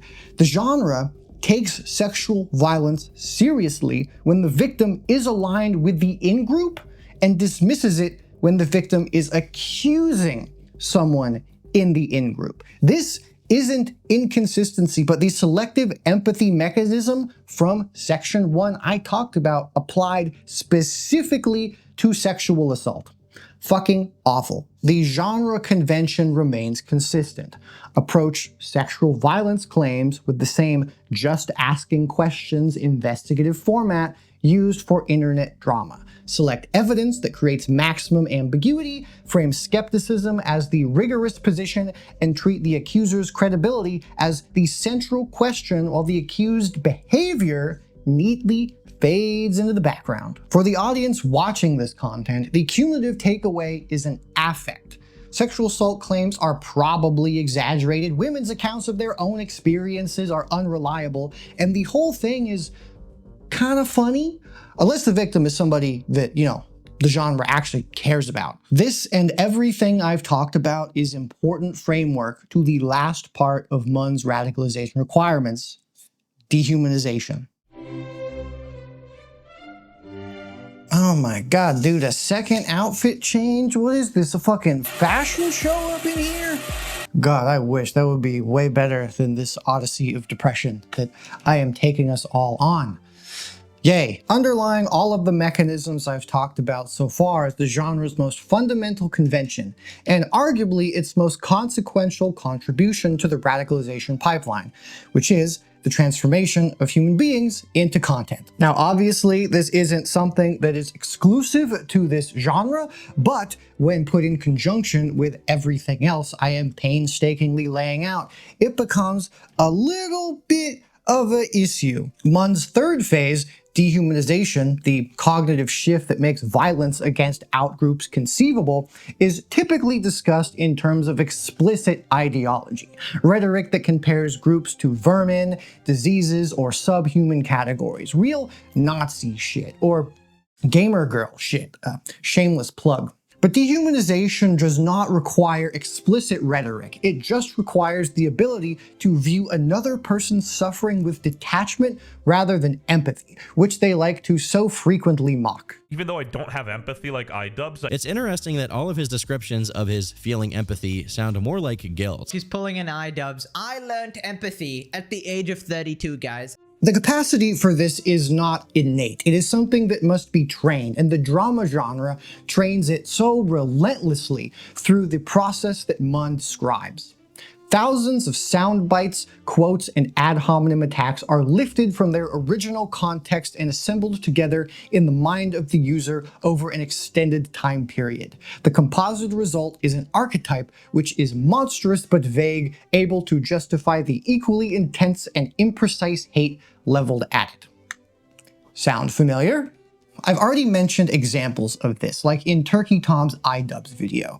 Intimate, vulnerable pieces of Anissa Jamha's life, like her eating disorder and body dysmorphia, are laid out not as the painful and relatable experiences of a human being, but as narrative-damning data points, conspiratorial revelations. Again, the weirdo speculates personality disorder diagnosis based on publicly observed behavior. Like, that's some demon shit. Same deal with trans people like Lance Twiggs. He's just presenting facts, but the facts he presents are someone's most intimate struggles selected and arranged to construct a narrative about trans identity as a radicalizing force. iDubbbz's growth as a person, Hasan's political image, each person this environment speaks about, the subject is not a person. The person disappears. The archetype remains, and the subject becomes a character in a story being told for cruelty-laden entertainment. And, as I'm sure only the most observant will have noticed, this convention applies particularly to women, queer people, and leftists. Sometimes they're a little iffy on race because some of these guys are non-white themselves, but you know, that still doesn't stop them from being wildly misogynistic. We've seen multiple pretty heavy versions of this already, so let's look at something a little lighter and more petty, why don't we? One of morepegasus's many videos on women streamers is titled "Pokimane Has Reached a New Low," and this was, near as I can tell, made because she said she would give away a bunch of money if she was a billionaire. If I ever was a billionaire, I wouldn't be a billionaire for more than a day. I would give away most of my money. But I also think that's most people. Right. You're so cool, Pokimane. Oh my god. Guys, you don't understand. If only she was a billionaire, then she would be giving away all her money because she's just that nice. She just cares about the people that much, man. This video is almost 40 minutes long, by the way. He keeps endlessly talking about socialism. She's a moody socialist, champagne socialist, goddamn champagne socialist, fuck, socialism, empathetic socialist. Because she's friends with Hasan or whatever, and gets mad that she likes to buy designer items, which obviously count as hypocrisy due to her money donating comments from earlier. Like, most of the video, like basically all of his videos, is just him making himself mad by regurgitating comments that he finds from other weird, invasive online people about the subject at hand to pad the runtime and manufacture consent around whatever cherry-picked clip of the day he's found. And oh, would you look at that? Think before you sleep is here. Whoa, who on earth could have seen him making an appearance? I'm pretty sure these guys are like at least acquaintances due to him like defending him in his videos or whatever. He continues by mocking how she's spending her personal life, sounding like some bitter old woman at a hair salon, complaining about how younger women actually being happy with their lives when she's been stuck in a horrible marriage to an abusive police officer for 30 years. Reality. I mean, God knows what the hell she's talking about, but a lot of the recent sort of TikToks and controversies or drama or whatever have been centered around her crazy midlife crisis going on right now of like, I'm totally celibate right now. Look, everybody, I'm such a good candidate. I'm such a good candidate for a partner. I'm marrying myself. Look, I'm rich, guys. And we got some random OF girl going, God, she is so pretty. This is exactly, they just jerk each other off. Another dig at sex workers, you know, take a shot every time that happens. And B, I find it somewhat ironic that he takes issues with this person complimenting their friend, considering these guys endlessly feed off of each other's content. But I don't know. Maybe it's jealousy because it seems like the girlies actually like each other. And I imagine these guys just kind of like tolerate each other. But I don't know. Beats me. Anyways, he then goes on to weaponize her age. When aided choices you made hit you like a truck. You know what I'm most surprised? Not a single person has posted the clock meme. TikTok, it's the #1 way to trigger these people. Then her appearance becomes evaluated by clearly somebody who doesn't really put any effort into theirs in the most cringe way possible by comparing it against his gotcha game characters. Man, fuck that morally bankrupt bitch Pokimane. My Genshin Impact baddies mog her. She is dead-ass a loser. Go start a family. A self-owned so devastating, I can hardly believe it's real. Telling her she should have kids. Vintage misogyny. Very nice, very nice. After this, he just kind of keeps spiraling about like Hasan and Destiny and socialism and Asmongold or whatever. Like, it's just completely incoherent to basically anybody looking at this from the outside in, but to the trained eye, this is really the elaborate web of connection that I have been alluding to this entire time. I've been largely showing you parts of these videos so the insanity is easier to digest for an outsider, but the vast majority of these videos, if you watch them in one stretch, are all about connecting these disparate and frequently unrelated topics into a narrative. Like you saw Tom doing his best to make queer people seem like the problem in the Charlie Kirk shooting, or TBYS bringing up Hasan and his friends in Tectone's conviction. My brain is dying. If you make the poor decision to watch any of these videos front to back, you will see so many things smushed into a single video. Oftentimes the exact same things over and over and over and over and over. And with that dynamic, it's hard not to see them as relevant. This is why I think the list of influencers on the Antioch shooters list makes sense together. Hasan, iDubbbz, Destiny, Tom, these are frequently very core to the narratives that exist in this space. They are mentioned either as direct people involved in these scenarios, or they are side characters periodically brought up constantly, okay? This collection is not a random collection. This is a reflection of who he has been taught to see as important by repetition. I'm gonna keep it a buck though. I don't really know what Mr. Beast is doing on there, but he sucks and he's kind of everywhere. So like, I don't know. I could see it. The viewer of these videos that sometimes feel like performance art are not learning explicit ideology. They are learning a mode of engagement with human beings. These people are learning that a person's mental health history and personal life is fair game for public dissection, that someone's private messages are content, and that crying is a self-own, that struggling is funny. They're also learning not to view the dudes who make this content as people with biases, but as neutral loudspeakers, as content aggregators who exist solely to tell the opinions that they want to hear. That's why all of these guys are like so personality-less and interchangeable. There's very little meat to who they are as people, or any of the even differences in the content that they make, because nobody gives a shit who these guys are. Like, they don't give the audience anything about who they are to actually latch onto, making use of the same detachment methods as Sam Hyde. You know I'm right. Don't get me wrong here. I like absolutely understand wanting to separate your personal life from content, which I do all the time, but you know, I find ways to sprinkle things about my life and express vulnerability, which I try to weave into my videos to give people something to latch onto.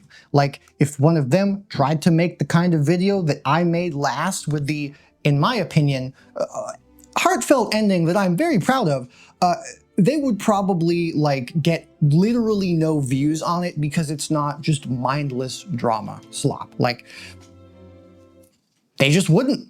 Nobody wants this. They want to hear that iDubbbz is bad and that Hasan is evil. That's it. It's a very cold ecosystem, which is why they probably think that slurs are so cool. All of this is the precondition for dehumanization, not dehumanization itself, which comes later and deeper in the pipeline when explicit ideologies provide categories for who counts as human and who doesn't. But this slop, this unemployment content, creates the capacity for it. That capacity is cultivated here, and the genre turns real people's lives into entertainment and rewards the audience for watching with detachment rather than empathy. A teenager who has ostensibly spent years consuming content in which people are treated as material, their pain is narrative fuel, their vulnerabilities are punchlines, their worst moments are public spectacle. Like, that person has already undergone the effective training that makes the explicit dehumanization of later parts of the pipeline feel like a small step rather than a leap. I'm telling you, man, there's a reason Tom's name was emphasized in that manifesto. I would, of course, also be remiss if I did not mention that, in a way, I am partially doing the same thing right now. And in my previous works, no matter how responsible I attempt to be about it. I can try to humanize and explain what these creators do as part of a complex sociological phenomena to counter the narratives that they put out, but I can never be sure that people won't just look at these guys as more characters in this grand play and not real people doing real harm. In that sense, Tom was kind of right in the beginning when he said sometimes people take things the wrong way and you can't really do anything about it. But to be fair, I also work very hard to make sure that I don't accidentally enable or cultivate any bigotry in my videos or in my community. Unlike some people who explicitly don't. They don't. I just think that when you end up on a school shooters list, that's probably a sign that you need to do a little bit of self-reflection. One thing that I've touched on briefly, but I want to take a moment to highlight about this commentary ecosystem, is that it is self-reinforcing. And what I mean by this is that multiple creators produce functionally identical conclusions through what appears to be independent analysis, creating an illusion of consensus that is actually an echo chamber disguised as a marketplace of ideas. For example, when iDubbbz suggested that Moist Critical occupied a position in the alt-right pipeline, the commentary ecosystem responded not as individual creators reaching independent conclusions, but as a distributed content machine producing a single output. Morepegasus just so happened to have the same opinion as Sensitive Society, as he reacts to one of his videos on it in his video, and then Sensitive Society's opinion on the matter happens to be the same as the Willie Mack show, which he reacted to in his video. And then if we take a look at Acheeto's video, he just happens to have the same opinion as Hero Hey as he reacts to his video, and plenty of these guys, of course, know and talk about Tom's video, considering they're in the comments of Tom's video, and everybody in these fucking videos spends sizable chunks of it reading comments online that also happen to agree about the state of iDubbbz and how pathetic it is.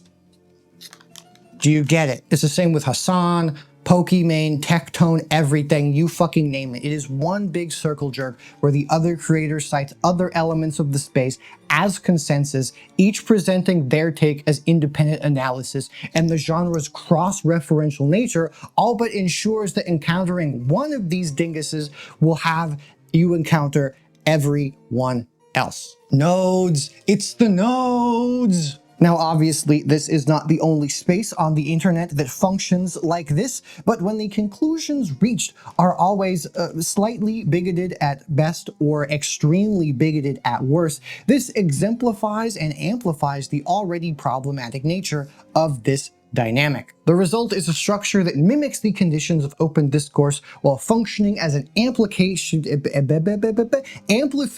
system for whatever the single correct opinion of the day happens to be. But of course, that is not quite how they see it. Back to Sensitive Society's IDub video for a minute. When he says, I've always wanted to hear different opinions, different perspectives, and I think that's why sometimes when I make certain videos, it does get a bit controversial because I have both sides watching me. Left, right, centrist, and anything in between. he is describing his enlightened apolitical framing of how he imagines his and the broader community's diversity of thought are. But the content that all of these viewers are consuming just so happens to always reach the same conclusions through the same framing every single time. iDubbbz is brainwashed, his self-reflection is emasculation, Charlie's being unfairly targeted, Hasan is bad, leftism is bad, queer people are bad, OnlyFans are bad, Tectone is good, girls are bad except for the girls that are good. Of course, like, if 5 of these dildos say the same thing independently, it looks like 5 people confirming a truth.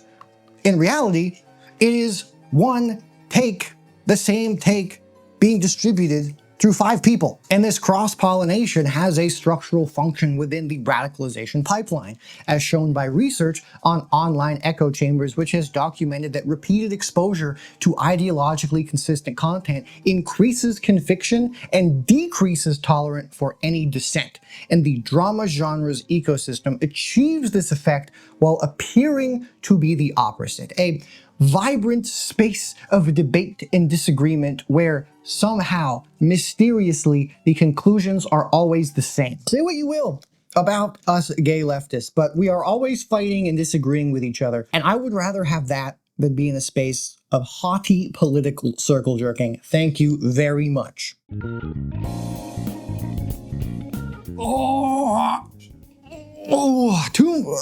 Two more sections, guys. 2 more sections. You can do this. Plus a conclusion, I guess, but do conclusions count as sections in video essays? The many mechanisms I've documented so far primarily operate at the genre's apolitical layer. The turkey toms, the sensitive societies, the morepegasus, the people who can still maintain plausible deniability about their ideological function from their audience of maladjusted 15-year-olds. But the most important evidence that the pipeline model describes something real is what sits a layer deeper in that same ecosystem. Creators who use the same format and participate in the same content network, but whose ideology is significantly closer to the surface, as you saw with Think Before You Sleep ardently defending a legally decided sexual assaulter by calling the judge a DEI hire. Very cool. His videos, as you've probably noticed, are formatted identically to the apolitical creator. These reaction content, commentary over clips, the same sardonic narration style covering many of the same topics, so a viewer arriving at content like his from basically anywhere else would not experience a major shift in how they would need to think to interface with his work. In a video titled How the West is Being Destroyed, that has a picture of United States Representative Ilhan Omar on it, that is situated right before a video on Hasan, surrounded by videos of basically every flavor of bigotry you can imagine, Think Before You Sleep moves through great replacement theory level immigration coverage with escalating explicitness. He opens the video with traumatic footage of ICE victims and the reality of being an immigrant in the United States, but he describes the media showing videos like these as deception and reframes the concept of media literacy as a tool of manipulation. You know, these days, the topic of media literacy has become quite popular. Now, personally, I've only seen people use the term media literacy or accusing people of lacking in it when they're trying to deceive you, though that might just be a happy coincidence. But anyway, some of you more media literate individuals can probably guess why the picture they have chosen is a picture of the guy with a newborn, and why they make sure to sit all of the kids on the couch with the mom. There's another fun example of somebody trying to inoculate the viewer against words that can describe what's happening to them. He goes on to say that an undocumented immigrant detained by ICE is called a thief and a foreign invader. A woman who doesn't speak English after 12 years in the United States prompts him to say, "If you aren't willing to put in the work, get out. These people aren't here to help America, they're here to take from the system. He then proceeds to advocate for legislative roadblock on legal immigration from places like Somalia or Middle Eastern countries that people are migrating from to try and soft conquer the first world. Right after this, he describes a politician speaking Somali as evidence that they're already on it and directs ICE explicitly to Minneapolis, saying, "Hey ICE, I found the location of your next raid. It's a place called Minneapolis where the mayor is speaking an illegal alien. We certainly should not be afraid to say that we don't want certain cultures in this country, and the people who refuse to assimilate or learn English should be deported. If anyone calls that racist, I don't care." Disregarding the general humanitarian crisis that is in, the fact that I also have attachments in Minneapolis makes this kind of thing particularly fucking awful. In a moment of surprising honesty compared to most of the others here, he openly frames violence as a virtue. As I was saying before, and I don't know, maybe it's because of America's Christian foundation, but kindness and compassion aren't the only good virtues. It is also a good virtue to be belligerent to those who would harm you or others. This is an actual acknowledgement of the moral framing that connects this commentary genre put into action. It's not violence is acceptable, but violence is morally correct. You see this in the reaction to iDubbbz retracting his former use of this kind of behavior that these guys champion. The offensive, slur-ridden, vitriolic garbage. And this is the exact same mentality functioning much more transparently and racist and sexistly. This is the natural state of things. This is the way the world should be. I'm specifically using this immigration example because these arguments by Think Before You Sleep are very much in proximity to the rhetoric Turkey Tom explains neutrally in his El Paso Walmart shooter video. Tom mentions the Great Replacement theory, saying it's, quote, the idea that for one reason or another, non-white immigrants are moving into primarily white areas of the world, changing the racial breakdown of the area, with analytical detachment and zero effort to refute its absurdity. Think Before You Sleep escalates this and turns it directly into policy recommendation. The real sad story is the millions of young Americans not being able to afford houses or families or work reasonable hours because corrupt businesses and politicians keep essentially importing people who are willing to work for slave wages to compete with American citizens. The gradient from just explaining the theory to just defending my country is visible in this very annoying examples by creators who share a format and audience and occupy the same content ecosystem. In that other video I mentioned of Think Before You Sleep with Hasan's face on it, how the left became violent, he defends police brutality as he manufactures a narrative around how the left is obviously the radical violent ones. Is it any wonder why the modern left is becoming more and more a synonym for the word violence, especially after watching every reasonable person flee that party or get ousted for not being far left enough? But the way we got here is not a mystery. In fact, I think a lot of the progression towards radicalism is quite intentional. The crux of his argument is that he thinks that the Young Turks broadcast rhetoric had influenced Gavin Long, a Marine veteran who killed 3 police officers in Baton Rouge back in 2016, after reportedly being radicalized by the police murdering Alton Sterling. His evidence for this is that the shooter had reaction content to TYT's content on his YouTube channel. Most of Think Before You Sleep's video is literally just police state bootlicking and making the audience think that cops should have absolute power and who do literal no wrong ever, while the TYT network and, quote, former employee Jimmy Dore are telling the Young Turks audience to assault cops. Example. When you're around cops, right, you're like, oh, you want to be like compliant, right? But at the same time, if you don't know they're going to slam your head into a car or something, like you don't want to be so compliant. Like, so when do I fight them? When do I give a little resistance? I've watched enough body cam footage to know that almost every time someone's having a bad experience with the police is because they were violently resisting arrest after breaking the law. Now, ignoring the absolutely wild career turn that Jimmy Dore has taken since that footage was recorded, Think Before You Sleep takes the Young Turks being critical of unbarred police brutality as advocating for violence against police. Because remember, the left's are the extreme ones, not the rights. Obviously, he does this by ignoring a whole lot. Like, for example, that Gavin Long was a former Nation of Islam member who had developed his own syncretic alpha ideology of black male empowerment rooted in sovereign citizen beliefs. I found a really fascinating article that kind of talks about all of the stuff that Gavin Long believed, and it says things like he was a mental game coach and freedom strategist. Long's worldview privileged alpha male behavior and values, such as fully mature and masculine men are not only dominant over women and beta males, the complainers and blamers, purposeless and pussy-whipped men, they were also the only fully humans, according to Long's system, eligible for rights, capable of exercising freedom, and able to develop into spiritual beings who could exist beyond death.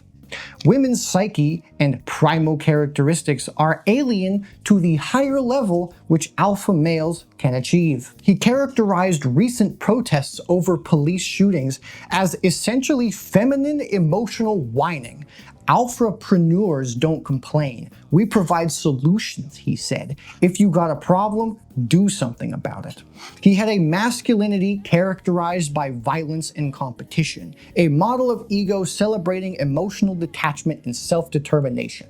These are not fringe or niche market ideas. Long's personal philosophy emerged from the structure of and reflects the norms from our larger society. Society reference. If Think Before You Sleep didn't have his eyes covered by the cheeks of the police he is aggressively tonguing, maybe he actually would have been friends with this guy since they both hate women so much. Just because Gavin happened to hate the police and was black doesn't mean that he is a leftist. But to certain kinds of people, there isn't that much of a difference. That really does make me wonder about the Antioch shooter. If Tom had made a video about him, would he try to vilify the guy as a leftist because he's black, or would he soften and try to dismiss his white supremacist beliefs? One of the great mysteries of our time. The particularly astute and cute of you out there should realize I am highlighting this because Think Before You Sleep tries to make the link between Long and TYT structurally identical to the connection I'm making here with the Antioch shooter and Turkey Tom, a mass shooter who consumed a creator's content, except the evidence he brings is just like my sanity after talking about this for so many hours. Basically non-existent. Also, he cites another alt-right loser, actual justice warrior in the video, so like, go figure, this is so paper thin. By the midpoint, he is literally arguing that the American education system was deliberately designed to produce stupid, brainwashed morons through a mass literacy conspiracy from a very fun, surprised guess some of you might recognize. And to talk about that, let's go to a video made by a channel called The Second Story, where Hillary, the channel owner, talks about what I think is the deliberate dumbing down of American kids through the education system. I want to say I was ecstatic when Hillary showed up here. Holy fuck. For those of you who don't know, I have a whole separate 2-hour video debunking the video he is citing, proving that it is unempirical, lying conspiracy horseshit. And you have no idea how validated I feel in my assessment of her and her work, seeing it cited by a white supremacist. Fuck. I knew it. By the end of this very taxing experience of a video, he is calling Hasan Piker a foreign agent who was installed into power, arguing that the Fourth Amendment should be changed to prevent birthright citizenship, stating that anchor babies like Hasan, who has encouraged his audience numerous times to murder Americans, should not be allowed to live here. He advocates for people and immigrants like Hasan Piker to be criminally punished because when you don't punish people who deserve to be punished, they get more and more bold and more people suffer. Real snowflake behavior, if you ask me. I have dragged you through this trail of broken glass described as YouTube videos to highlight their importance, not because of their content per se, but because of their position in the ecosystem. A viewer who has been acclimated by months of Turkey Tom's selective storytelling and whitewashing racists, sensitive societies, inoculation against the pipeline concept, and WestJet's legal analysis of sexual assault claims, when they get to think before you sleep, somebody watching this kind of content will encounter his content and it will feel like a natural extension of what they've already been consuming. It's the same tone, it's the same targets, it's the same format, just with the conclusions stated much more bluntly, most of the time. Once again, this pipeline does not require a dramatic leap. It functions exactly in the opposite way. The gradient from apolitical to explicit is continual and seamless. Turkey Tom sanitizes Charlie Kirk's anti-trans rhetoric and builds conspiratorial networks around LGBTQ organizations, and then naturally, Think Before You Sleep calls immigrants foreign invaders and advocates for ethno-nationalist immigration policy. A viewer who has spent months in the former environment arrives at the latter and finds it largely unremarkable, which is exactly what acclimation is.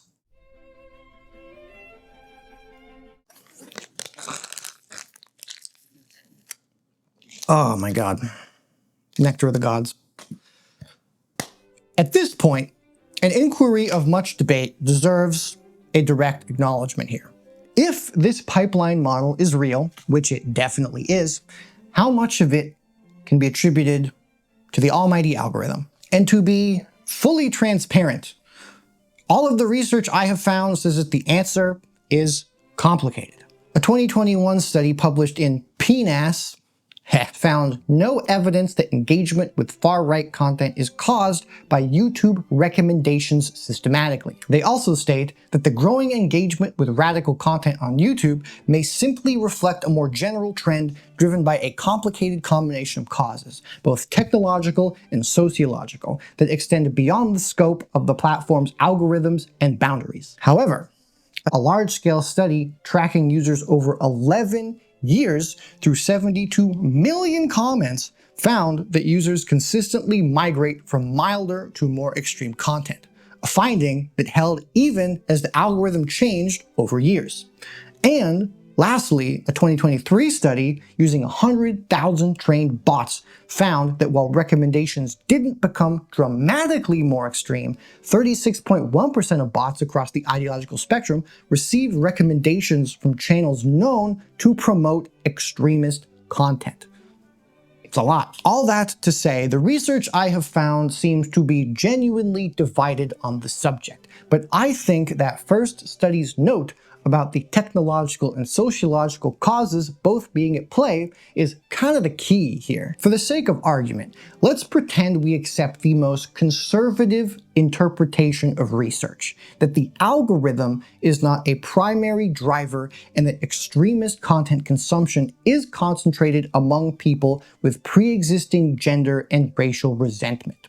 The critical question then becomes, where do those prior dispositions come from? All of these studies, whether they implicate or clear the algo, do not debunk the existence of a pipeline. They describe the pipeline's output and ask us to look for the input.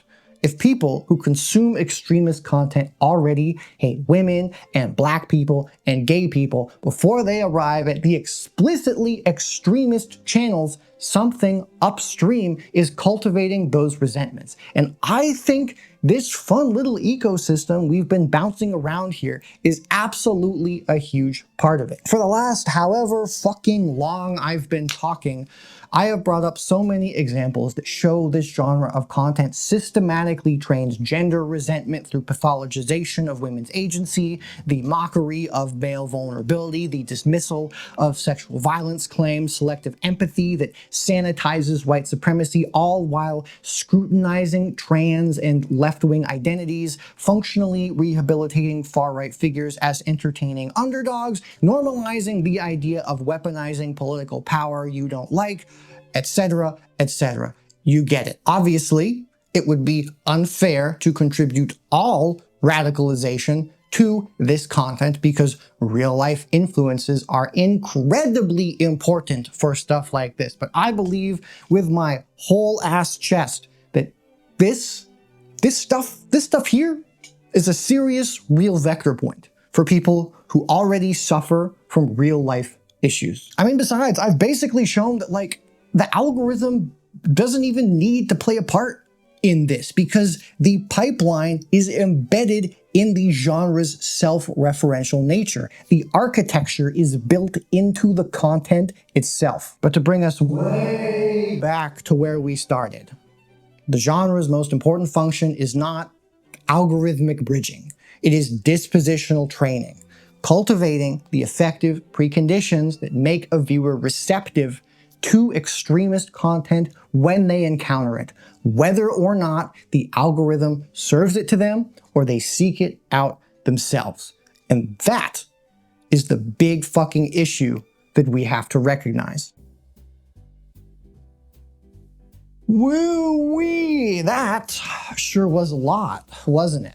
I apologize for all of you who really didn't know who any of these people were before, but at the same time, I don't, because again, I stand by the fact that even though a lot of the things that they talk about are realistically very stupid, it's still very important why they're stupid, and also pretty important how bigoted the stupidness actually is. With all of this, I'm hoping now that the Antioch shooter's journey viewed through this odyssey of a framework I have laid out makes more sense, not as some sudden conversion to the horrible brain space he ended up in, but as a gradual acclimation built from a foundation that we see in his list of influences. The Antioch shooter was very much a teenager in crisis, like so many others. He had acute significance loss. He spent his days online seeking connection and stimulation, and he eventually found it in the broad ecosystem of internet content, and then very slowly narrowed to spaces like Tom's channel. Spaces that felt apolitical, ideologically weightless, just entertainment. But they presented themselves as the way things obviously are. Progressive people are cringe, emotional vulnerability is weakness, edginess is authenticity, women's claims of victimization are suspect, and anybody who tells you this kind of content that you like so much is leading you somewhere is a weak-minded NPC who fell for Twitter talk. The far-right figures who appeared in this content, like Sam Hyde, Nick Fuentes, were funny, just hyperbolic, but also kind of on to something. And the progressive figures, as pathetic as they were not only very serious, but very dangerous.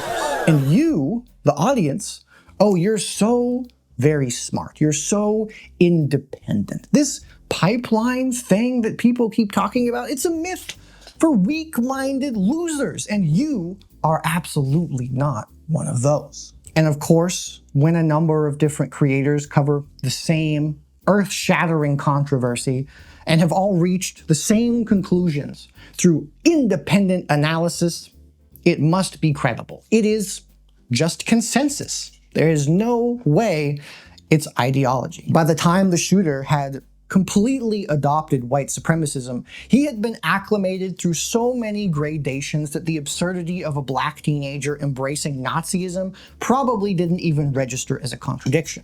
The ideology doesn't need to be logically consistent, it only needs to channel his pre-existing pain into something that felt like significance. The 3N model, as I said at the beginning, predicted exactly this. The need for significance alone without group engagement cannot predict violent extremism. It is the network and the narrative that give that need attention. And that shooter's network not only included just the super extreme Terrorgram and 764, but content like Turkey Tom's, which adapted him to the more extreme worldviews in increments. And honestly, whether the algorithms that rule our lives serve the shooter more extreme versions of the videos that he eventually saw, or if he sought them out himself, to a degree, it doesn't even really matter, because the ecosystem he was in had already trained the dispositions that made him receptive. The radicalization process makes very clear that no single factor produces a mass shooter. Abusive homes, mental health crises, access to firearms, and explicit terror networks that these kinds of people all join play a role that realistically dwarfs the combination of any individual YouTube channel. And no serious analysis would claim that watching Turkey Tom's videos directly caused a school shooting. My point here is that radicalization is a process of acclimation.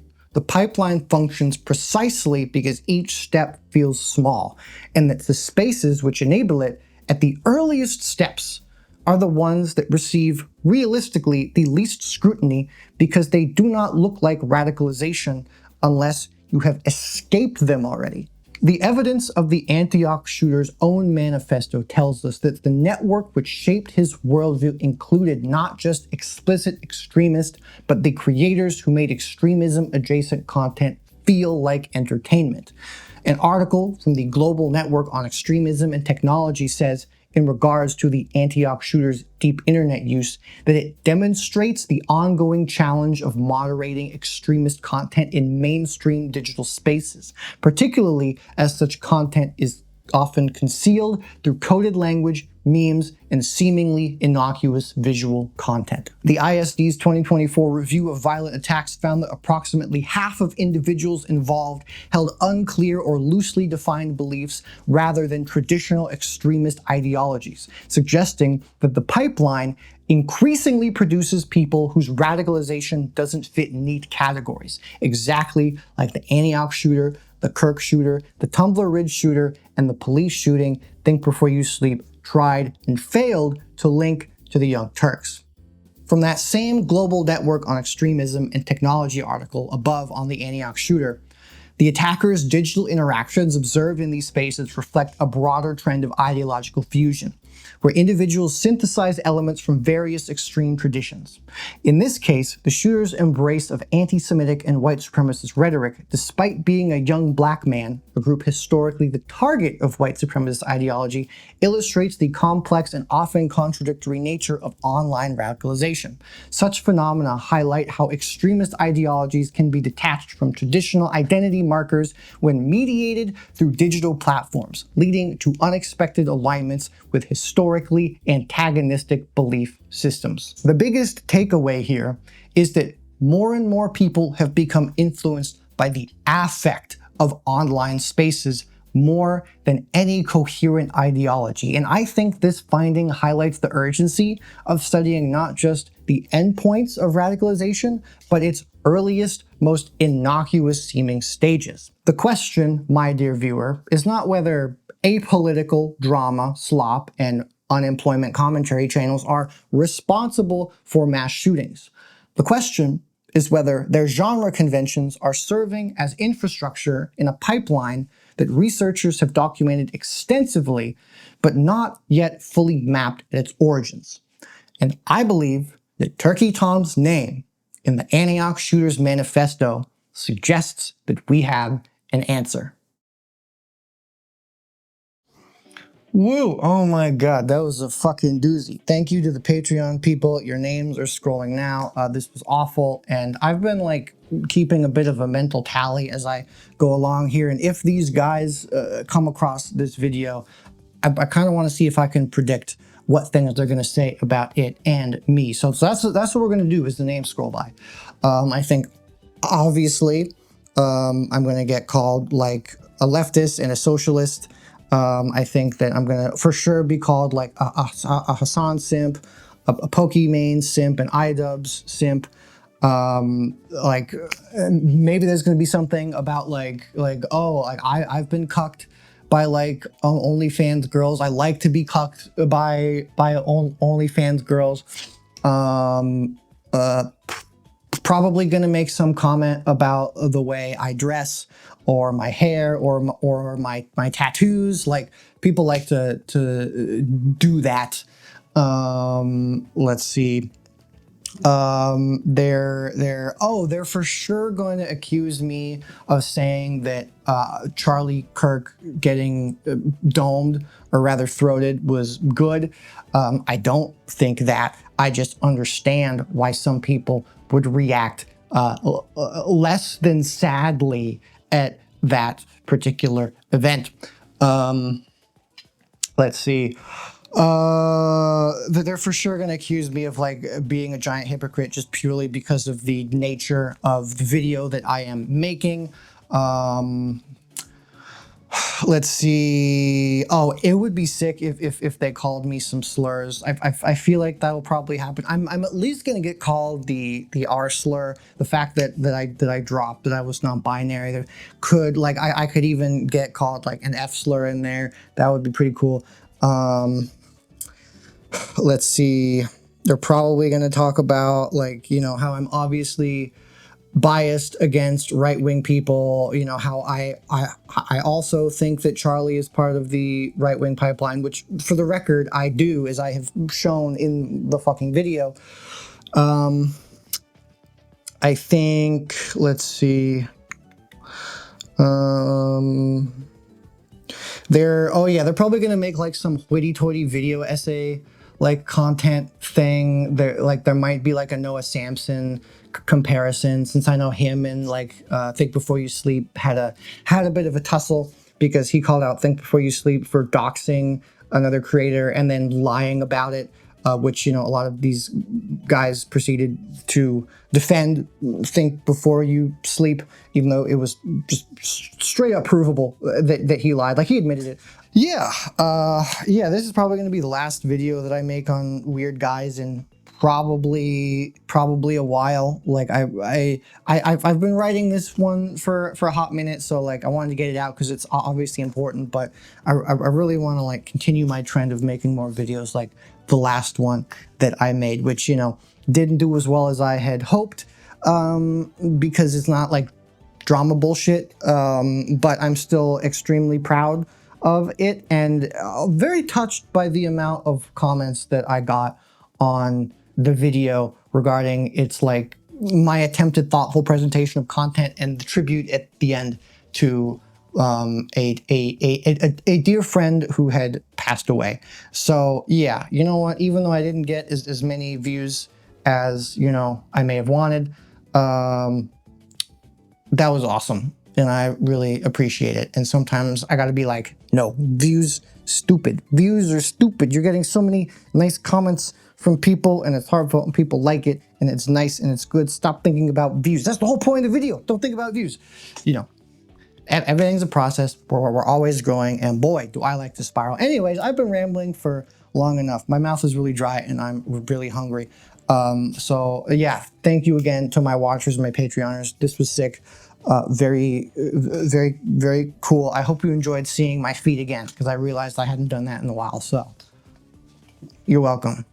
Okay, bye.